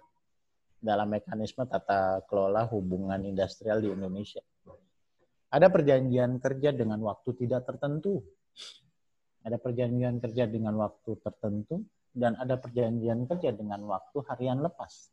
Nanti saya akan bahas di slide berikutnya. Nah, dalam konteks ini memerlukan waktu. Waktu sebentar dengan waktu pensiun itu sama saja memerlukan waktu. Bedanya hanya sebentar dan lama. Nah, sehingga Bapak Ibu bisa melihat bahwa saya ingin melakukannya dalam konteks yang ini aja. Karena memang seperti ini kebutuhan. Dan nggak apa-apa. Tergantung. Jangan kita memaksakan diri membuat perjanjian kerja yang di luar kemampuan kita. Asal kita lakukannya dengan benar. Jangan dengan baik. Dengan benar kita lakukan perjanjian kerja. Supaya tidak terjadi kesalahan-kesalahan di kemudian hari yang berdampak pada pemberian hak-hak. Jika kita salah dalam pengelolaan. Nah, kalau kita berbicara post-employment adalah waktu di mana ini berbicara lebih kepada apa ya? Setelah masa-masa pensiun hari tua itu masih diatur oleh hukum ketenagakerjaan, yaitu terkait dengan BPJS dan lain sebagainya. Nah, saya lanjut ya Bapak Ibu untuk slide yang berikutnya, working agreement. Tadi saya mengatakan ada 3 aspek dalam konteks hubungan industrial yang memang dilakukan dalam konteks perjanjiannya. Ada perjanjian kerja waktu tidak tertentu. Ada perjanjian kerja waktu tertentu. Ada perjanjian kerja harian. Semuanya ada dasar ukur. Objektif dalam konteks PKWT, PKWTT, PKHL itu semua ada dasar aturan. Jadi tinggal Ibu Bapak lihat saja. Mau menerapkan yang mana? Oh, saya mau menerapkan harian lepas karena industri saya masih kecil. Saya mau menerapkan percobaan 3 bulan tapi belum mau permanen. Saya mau menerapkan PKWT karena saya nggak bisa permanenkan, karena nggak mau sampai karyawan itu nanti pensiun. Itu pilihan kita. Sepanjang disepakati oleh para pihak. Ya. Jadi tentukanlah mekanisme perjanjian kerja seperti apa yang perlu dilakukan oleh kita untuk tata kelola organisasi yang kita jalankan. Oke. Kalau perjanjian kerja harian, perjanjian kerja waktu tertentu yang disebut dengan PKWTT, perjanjian kerja waktu tidak tertentu. Saya bahas dari yang PKWTT. Ini adalah perjanjian kerja yang dulu sangat primadona. Dulu ya, di era sebelum Krismon, itu sangat primadona. Jadi semua perjanjian kerja yang dibuat adalah perjanjian kerja para pihak, ya kan? Pertama berbicara dimensi lokus dan tempus, berbicara konsideran itu para pihak, berbicara ruang lingkup. Membuat perjanjian kerja waktu tidak tertentu dengan masa percobaan selama 3 bulan. Selalu berasa seperti itu. Mungkin Bapak Ibu ada yang punya pengalaman dulu. Misalnya ya, pada saat awal-awal lakukan perikatan hubungan kerja dengan pihak lain. Dalam konteks seperti ini, maka yang dilihat itu adalah masa probationnya 3 bulan. Setelah 3 bulan, masuk menjadi karyawan tetap. Wow, itu luar biasa. Kita melihat orang bekerja 3 bulan dan kita bisa mengevaluasi dia baik atau tidak. Menurut saya itu adalah insting, feeling. Karena mengukur seseorang itu kompeten dalam melakukan pekerjaan itu, 3 tahun pun belum cukup. Ini 3 bulan. Tapi nggak apa-apa, jalankan. Karena memang yang mengelolakan adalah kita. Feeling kita, insting kita. Oke, berharap ke depan tidak ada apa-apa. Pun ada apa-apa bisa diselesaikan secara musyawarah mufakat. Dalam pengelolaan PKWTT yang saat ini juga mungkin sudah mulai jarang ya PKWTT diberlakukan. Untuk melakukan masa percobaan, itu jangan dilakukan 3 bulan terus, 3 bulan terus, 3 bulan terus, berkali-kali dilakukan masa percobaan. Jangan.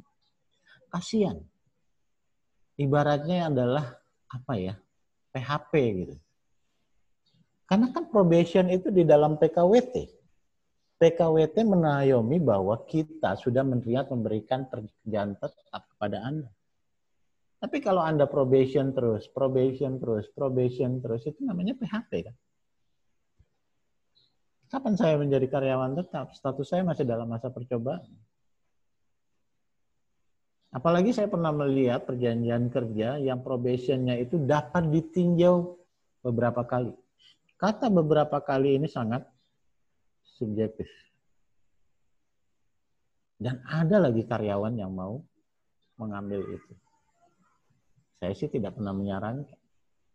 Karena ini memunculkan sesuatu aspek yang tidak berkeadilan. Ya. Pak, sekarang boleh nggak kalau misalnya kita probationkan dia dalam konteks ya 2 kali lah. Saat ini probation, 2 kali probation, terus kita coba probation kan lagi. Ya kalau kayak gitu kenapa harus dibuat perjanjian kerja? Kenapa tidak dibuat dia dalam konteks perjanjian kerja? Waktu tidak tertentu di sini. Iya kan? Karena mekanisme perjanjian kerja waktu tidak tertentu itu probation itu hanya diberikan 1 kali. Kalau diprobationkan terus tanpa ada kepastian ini diakhiri atau diangkat menjadi tetap, maka PKWTT ini menjadi cacat. Kalau PKWTT menjadi cacat, menjadi apa lagi? Menjadi PKWTTT, tambah T-nya 1 lagi, nggak ada kan? Nah, jadi kalau misalnya mau melakukan probation berkali-kali itu, kan sudah ada mekanisme yang kita atur dalam PKWT. Yang kita bilang perjanjian kerja kontrak. Undang-undang yang disebutkan tertulis bagaimana di slide itu udah mengatur waktu dan peristiwa yang harus diberikan oleh PKWT tersebut. Ya, ada 4 peristiwa yang harus diperhatikan dalam penerapan perjanjian kerja waktu tertentu atau kontraknya. Peristiwa pertama adalah perjanjian kerja awal. Itu di mana awal pertama kali kita melakukan interaksi dengan subjek hukum berbeda untuk konteks pembentukan hubungan kerja. Perjanjian awal ini boleh dilakukan dengan maksimal waktu 2 tahun. Perjanjian awal ini maksimal waktu 2 tahun. Artinya undang-undang atau aturan memberikan kewenangan kepada pelaku usaha untuk mengkontrak orang yang kita hire sesuai dengan pilihan kita untuk waktu maksimal 2 tahun. Kalau waktu maksimal 2 tahun berarti boleh dong 1 bulan, boleh dong 3 bulan, boleh dong 9 bulan, ya maksimal 2 tahun. Silahkan sesuai dengan kebutuhan Bapak Ibu. Oke, ternyata saya nggak mau 2 tahun, saya hanya mau 1 tahun. Oke, 12 bulan berarti 1 tahun. Maka dibuatlah perjanjian kerja waktu tertentu, di mana lokus dan tempusnya pada hari ini, hari Rabu, 6 Mei 2020 telah disepakati di Jakarta. Bertempat di alamatnya antara pihak 1, konsideran berarti ya, Bapak dan Ibu sebagai pengusaha, yang selanjutnya disebut sebagai pelaku usaha, dan pihak kedua, pekerja tersebut kan, yang selanjutnya disebut sebagai pekerja. Ya kan? Sorry, misalnya di atas bukan pelaku usaha tapi pengusaha misalnya seperti itu. Yang buatlah ruang lingkup di bawahnya pasal berikut. Adapun ruang lingkup dari konteks perjanjian kerja waktu tertentu ini adalah memberikan pekerjaan kepada si pihak kedua. Kan pihak pertama bertugas untuk memberikan pekerjaan. Pihak kedua melakukan pekerjaan yang diberikan. Itu perbuatan hukum. Apalagi enaknya dalam perjanjian kerja waktu tertentu yang kita buat, itu kita bisa mengatur apa yang disebut dengan ganti rugi. Jika para pihak atau salah satu pihak mengakhiri berdasarkan inisiatif pribadi perjanjian kerja sebelum masa waktu berakhirnya perjanjian kerja, maka pihak yang mengakhiri itu wajib membayarkan, wajib ya, ganti rugi sebesar sisa bulan yang belum berjalan dikali upah. Itu bisa diatur. Sehingga para pihak itu sama-sama terkukung. Terkukung itu sama-sama terantai. Terantai itu sama-sama terpegangi. Terpegangi itu sama-sama sama-sama teryakini untuk menjalankan ini dengan sebaik-baiknya. 1 tahun tadi ya. Berarti 6 Mei 2020 sampai 5 Mei 2021. Itu 1 tahun. Dan ingat ya, yang disebut dengan 1 tahun itu nggak bisa 6 Mei 2020 sampai dengan 6 Mei 2020. Itu berarti PKWT-nya menjadi cacat. Hati-hati di situ. Jadi harus dikurangi 1 hari. Ya. Kalau kita berbuatnya adalah 6 Mei 2020, maka berakhir 1 tahun kemudian. 1 tahun sudah pasti 12 bulan, 365 sekian hari, itu adalah 1 hari. 5 Mei 2021. 1 tahun ternyata kita belum melihat bahwa ini orang bisa nggak sih kerja, tapi kayaknya bisa ya, tapi kok masih salah terus. Ada keraguan dari Bapak dan Ibu dalam melakukan PKWT. Sehingga pada konteksnya keraguan tersebut, aturan melihatnya dengan diberikan kembali kesempatan untuk melakukan peristiwa hukum kedua. Apa peristiwa hukum kedua itu? Perpanjangan perjanjian kerja waktu tertentu. Diberikan peristiwa hukum kedua. Aspek perpanjangan. Kalau yang peristiwa hukum pertama adalah aspek perjanjian awal, kalau yang peristiwa hukum kedua adalah aspek perpanjangan perjanjian. Nah, dengan konteks seperti ini, maka hukum memberikan waktu maksimum 1 tahun untuk melakukan perpanjangan. Maksimum 1 tahun. Artinya boleh 1 bulan, boleh 9 bulan, boleh 12 bulan. Silahkan diatur. Itu peristiwa kedua. Artinya sudah 2 tahun. Oke, kita mengambil 1 tahun lagi deh. Boleh untuk perpanjangan. Nah, itu sudah 2 tahun kita melihat orang ini. Dalam kenyataannya masih ada juga yang belum bisa menemukan struknya gitu. Tapi penasaran, maka aturan juga memberikan untuk dilakukan pembaharuan. Tetapi sebelum dilakukan pembaharuan perjanjian harus dilalui peristiwa ketiga, yaitu masa jeda. Peristiwa ketiga inilah yang diberikan kepada disepakati antara para pihak.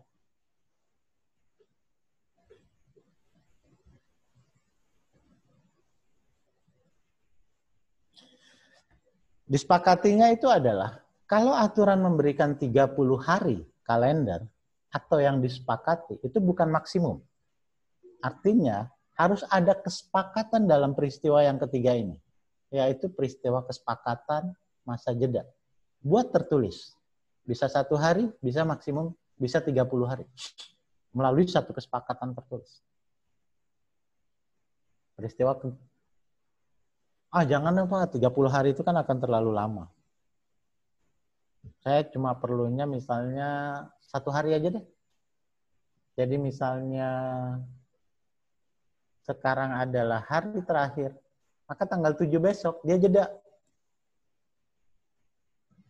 Ya, dia dianggap jeda. Untuk kemudian dimulai pekerjakan lagi tanggal 8. Jadi tidak kehilangan tenaga. Boleh, panjang disepakati. Peristiwa ketiga, masa jeda.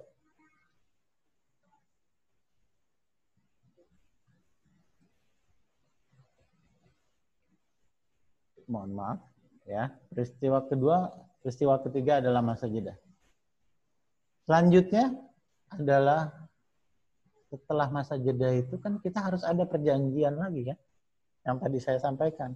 Dari perpanjangan itu mau dilihat lagi gitu. Buatlah apa yang disebut dengan pembaharuan perjanjian. Bukan perjanjian baru. Pembaharuan perjanjian dilakukan untuk maksimum waktu 2 tahun. Dan dapat diperpanjang 1 kali. Ya. Maksimumnya 2 tahun, tapi hanya dapat dilakukan perpanjangannya 1 kali. Kalau sudah Bapak Ibu membuat perjanjiannya adalah, udahlah yang terakhir pembaruan perjanjian saya membuat langsung 2 tahun. Boleh nggak saya perpanjang 1 kali? Tidak boleh. Karena Ibu sudah mengambil 2 tahun. Tapi kalau Bapak Ibu membuat pembaharuan perjanjian selama 1 tahun, Ibu dan Bapak masih boleh melakukan perpanjangannya 1 kali. Jadi 1 tahun lagi. Gitu maksudnya. 2 tahunnya terpenuhi. Jadi secara umum ada 4 peristiwa. Perpanjangan, perjanjian awal, perpanjangan, masa jeda, dan pembaharuan. Ya. Pembaharuan perjanjian itu bukan perjanjian baru. Ya. Nah, jika 4 waktu itu telah terpenuhi dalam penerapan perjanjian, artinya Bapak dan Ibu itu secara maksimum itu setelah memiliki 5 tahun loh untuk melihat orang itu kompeten atau tidak. Pada saat 5 tahun itu dijalankan dan menurut Bapak Ibu sebelum dilakukan pengangkatan tetap selama 5 tahun itu, jika tidak mau diangkat jadi karyawan tetap, boleh nggak? Boleh. Karena perjanjian berakhir demi waktu. Itu ada di dalam pasal 1381 KUH Perdata. Jadi nggak usah khawatir. Tapi iya, masa iya 5 tahun melihat orang terus nggak memberikan kesempatan dia menjadi karyawan tetap? Boleh nggak Pak? Sekarang kita akhiri terus kita rekrut dia lagi. Ya boleh-boleh aja, cuma kan itu kan konyol gitu kan. Untuk orang yang sama, untuk yang sudah kita tahu 5 tahunnya sebelumnya, terus kita tidak mau mengangkat dia, tapi kita mau mempekerjakan dia dengan status pekerja baru. Tidak salah ya, saya mengatakan tidak salah, tapi konyol. Konyolnya seperti apa gitu. Ya kecuali Bapak hire orang yang berbeda, komparasinya terlihat. Mencoba untuk mencari kandidat yang lebih bagus terlihat dari upaya itu. Tapi ini hire sama aja orang-orang. Ini kenapa nggak jadiin dia karyawan tetap? Ya, kira-kira seperti itu aspek perjanjian kontrak. Oke. Nah, saya nggak tahu waktu saya sampai jam berapa, tapi kalau nggak salah sekarang sudah jam 11:30 ya. 11:30 ini. Jadi mungkin, halo Pak Hasan. Halo Pak Hasan.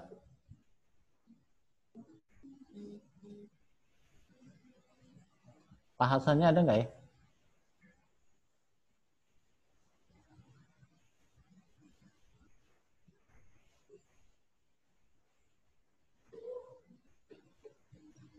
Pak Hasan.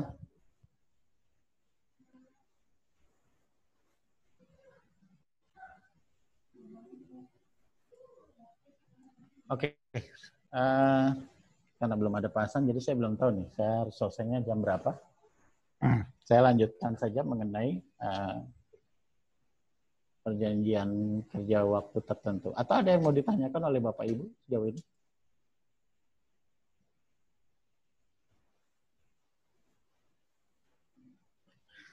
Silakan Bapak Ibu, ada yang mau ditanyakan?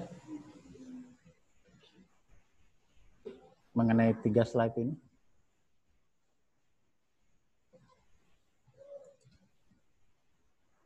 Ya, ada yang mau ditanyakan? Silakan Bapak Ibu.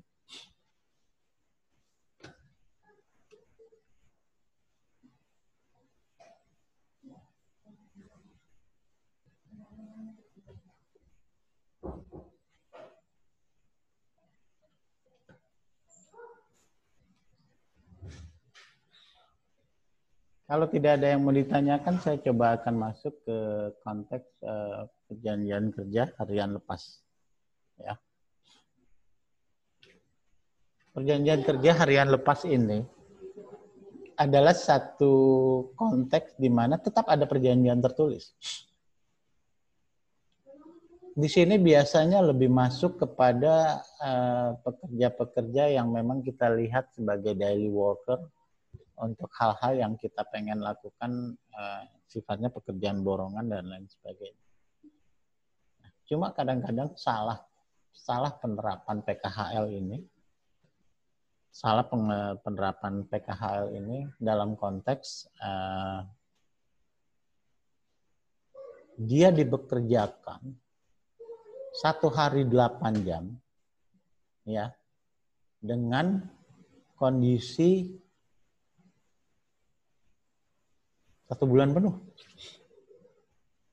Tanpa sadar kita mengabaikan pasal 10 dari Kepmen tersebut. Bahwa perjanjian kerja harian lepas itu maksimum harus dilakukan hanya 21 hari kerja dalam 1 bulan. Karena yang hitung itu adalah 21 hari kerja dalam 1 bulan, maka kita harus melihat bahwa 21 hari kerja dalam 1 bulan akan berbeda dengan 25 hari kerja dalam 1 bulan. Kalau kita menerapkan PKHL dan menerapkannya itu menjadi 25 hari kerja dalam 1 bulan, maka dia menjadi PKWTT. Kan kita nggak pengen karyawan borongan yang udah kita borong selama 3 tahun terus jadi PKWTT. Berarti kan kita harus membayar hak-hak dia sebagai karyawan tetap. Hati-hati dalam konteks itu. Artinya kita hanya menerapkan 21 hari kerja kali 8 jam. Hitungan per jam kita bagi 30 hari atau selama 25 hari kerja, itulah yang kita lakukan. Jadi otomatis kalau kita mempekerjakan PKHL yang aturannya adalah 21 hari kerja, maka kalau kita mau menerapkan menjadi 25 hari kerja dalam 1 bulan penuh, maka jamnya akan berkurang. Itu boleh. Ya. Pembagiannya adalah 8 kali 21 hari, itu adalah waktu kerjanya. Tapi kita mau menerapkannya itu selama 25 hari. Maka dalam 1 hari jangan 8 jam. Harus kita bagi supaya terpenuhinya, supaya sama menjadi 8 kali 21 hari kerja dalam penerapan 25 hari kerja. Caranya sih seperti itu saja, supaya kita tidak salah. Kalau pengupahan silakan mau secara transfer, secara cash, dan lain sebagainya. Kira-kira itu mengenai PKHL. Di sini slide selanjutnya itu adalah hal-hal yang harus diperhatikan dalam konteks pengupahan dan kesejahteraan sosial. Ini hal-hal yang normatif ya, pengupahan dan welfare, mungkin tinggal dibaca saja.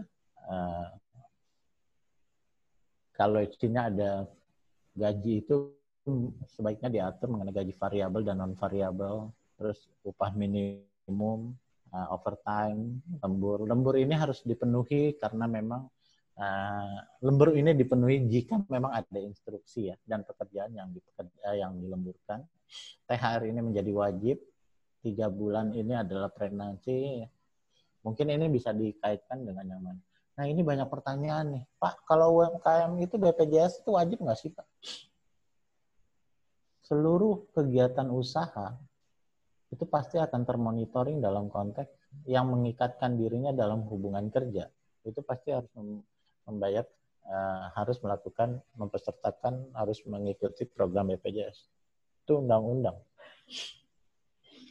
Peraturan pemerintah tahun 78/2015 juga menyebutkan mengenai BPJS. Wajib.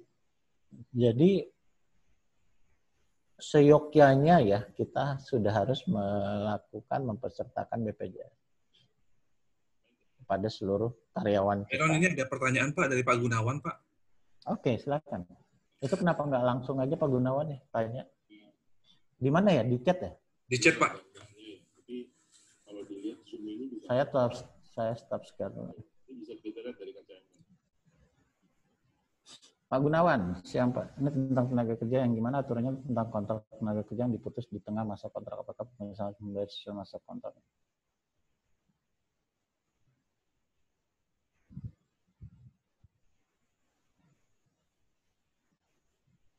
Saya jawab dulu ya ini Pak.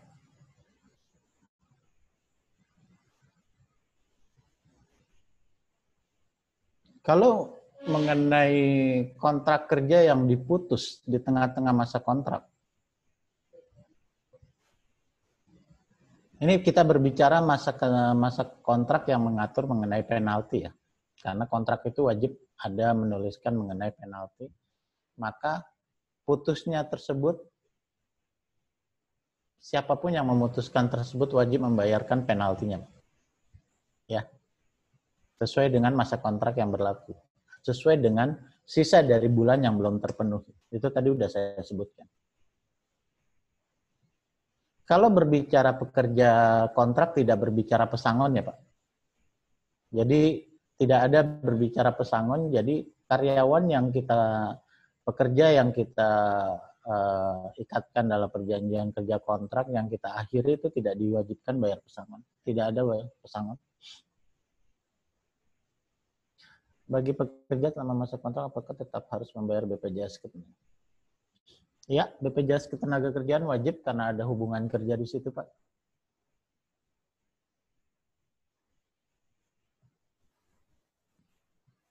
Ikatan kerja kontrak itu gini, 40 jam kerja seminggu itu adalah ketentuan yang memang tidak boleh kurang ya. Tapi memang tidak bisa disebutkan itu minimal gitu ya. Tapi memang kelayakan 40 jam kerja seminggu itu dalam konteks jika dia bekerja Senin sampai Sabtu, maka akan 7 jam kerja sehari. Jika dia bekerja dari Senin sampai Jumat, Sabtu libur, maka 8 jam kerja sehari. Ini dilihat dengan konteks itu. Pokoknya tidak boleh kurang dari 40 hari. Ya. Nah, sekarang kalau misalnya lebih dari 40 hari itu bagaimana? Sepanjang itu ada instruksi untuk melakukan pekerjaan yang melebihi dari 40 jam kerja seminggu. Berapa jam kerjanya itu sepanjang ada instruksi akan menjadi overtime. Kira-kira gitu, Pak. Apakah sudah terjawab, Pak Gunawan?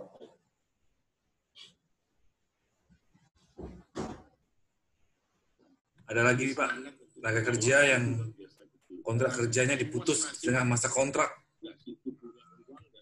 Maka pengusaha harus membayar sesuai masa kontrak atau berlaku juga pesangon bagi pekerja selama masa kontrak tersebut. Apakah tetap harus membayar BPJS Ketenagakerjaan? Itu gimana, Pak? Itu tadi sudah saya jawab.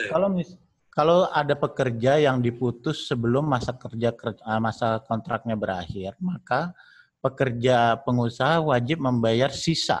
Itu namanya penalti, ganti rugi. Ya, sisa dari bulan yang belum berjalan. Saya diputus oleh Pak Gunawan, misalnya saya baru berakhir kontrak nanti di Desember 2020. Sekarang baru bulan bulan Mei. Maka jika saya diputus pada bulan Mei, maka Bapak wajib membayar sisanya. Mei, Juni, Juli, Agustus, September, Oktober, November, Desember. Ya, itu jika belum selesai masa kontraknya. Kalau telah selesai masa kontraknya, nggak ada masalah. Nah, terus Bapak memutus saya dalam konteks di bulan terakhir saya bekerja di bulan April kemarin. Bapak memutus saya. Dan pada waktu Bapak memutus saya, Bapak nggak usah mikirin pesangon untuk saya. Karena status saya adalah PKWT. Sudah terjawab ya. Jadi tidak berlaku pesangonnya untuk PKWT.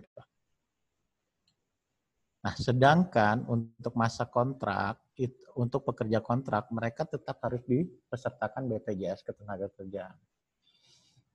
Ini ada pertanyaan, kalau kontrak tenaga kerja juga bisa dikerjakan work from home dan kita mencaratkan jam aktifnya adalah jam 12. Tidak ada yang salah Pak dari situ.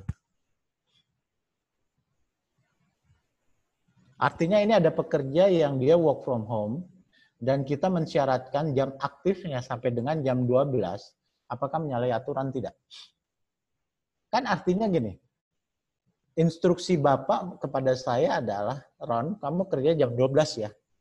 Setiap hari selama di rumah. Ya. Saya mau bekerja jam 10 udah standby, itu kan berarti loyalitas saya kan. Itu dedikasi saya kan. Sebelum jam 12 nih. Oh, jam aktifnya sampai dengan 12 jam. Oh, apakah menyalahi aturan? Tidak. Tidak salah, Pak. Iron, kamu kerjanya nggak 8 jam sehari ya? Kamu kerjanya 12 jam kerja sehari. Awalnya saya 12 jam, banyak juga ya. Tentu kalau 12 jam ini kan ada 1 jam waktu istirahat gitu ya. Kira-kira saya seperti itu. Sepanjang itu 1320 KUH Perdata yaitu sepakat, maka saya berarti menerima. Terus Bapak mengatakan lagi kepada saya, itu bukan lembur ya Ron, ya, sisa jamnya. Itu adalah kesepakatan kita. Karena saya tidak menginstruksikan ini sebagai lembur. Gimana, mau atau tidak? Sepanjang semuanya sepakat, itu tidak menyalahi aturan. Pak Iron, ini reminder, ini waktunya sebenarnya udah habis ya Pak ya. Mungkin satu pertanyaan lagi ya Pak. Silakan Pak. Atau nanti kalau misalnya memang ada yang mau khusus, ini saya boleh sharing nomor WA ya? Boleh Pak. Hasan. Ya. Boleh. Dari dosennya. Ini nomor WA saya ya, Bapak Ibu. Kalau misalnya ada yang ingin ditanyakan mengenai aspek ketenaga kerjaan, mungkin bisa kita lakukan konsultasi. Ya karena memang waktunya yang singkat juga untuk kondisi ini. Tapi tadi saya bilang kalau misalnya memang ini Bapak dan Ibu jangan sungkan-sungkan untuk datang ke Bisnis Law di Bina Nusantara di kampus Kijang untuk mendapatkan konsultasi hukum atau bantuan hukum tanpa biaya. Ada layanan gratis ya Pak ya? Ada Pak. Konsultasi gratis ya Pak? Kami nggak menyebutkan itu layanan gratis, tapi kami bilang ya itu sebagai bagian dari pengabdian kami kepada masyarakat. Pak, ini satu lagi Pak, pertanyaan Pak. Karena kerja di bidang digital khususnya kan pasti ada di depan komputer dan para pekerja bisa di-tag oleh perusahaan melalui IP dia aktif. Selama tidak ada masalah untuk 12 jam ya fine aja. Ya. Nggak apa-apa, Pak.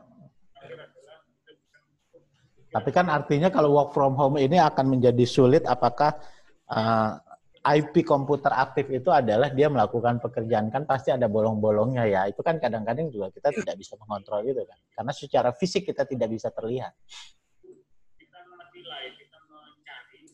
Kan tidak mungkin selama 12 jam work from home itu Zoom nyala terus kan. Bisa habis kan bandwidth orang itu kan.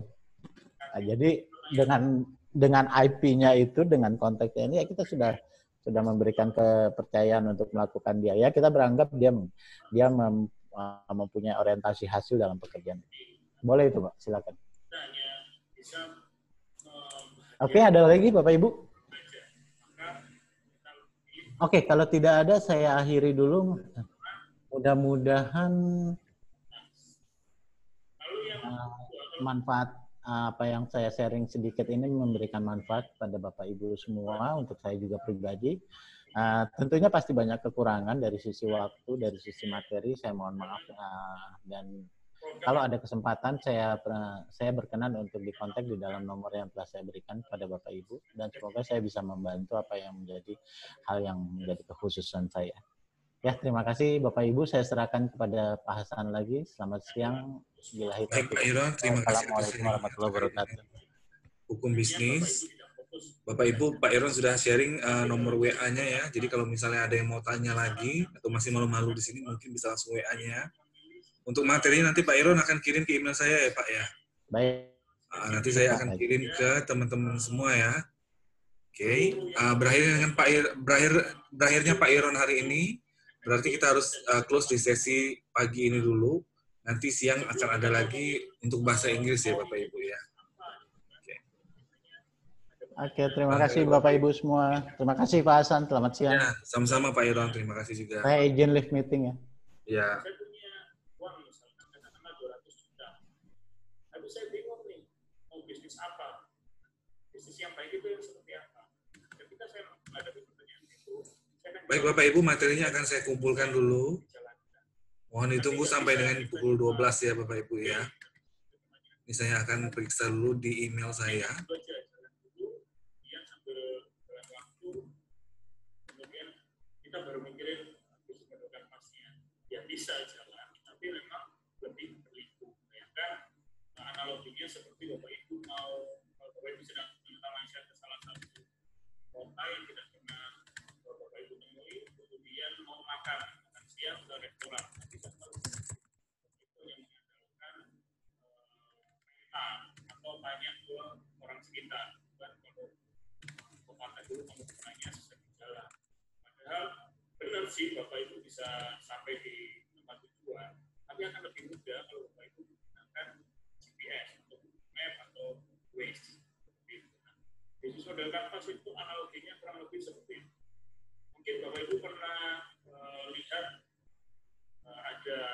Instagram mungkin atau di sosial media lain ada penemuan-penemuan yang unik tapi tidak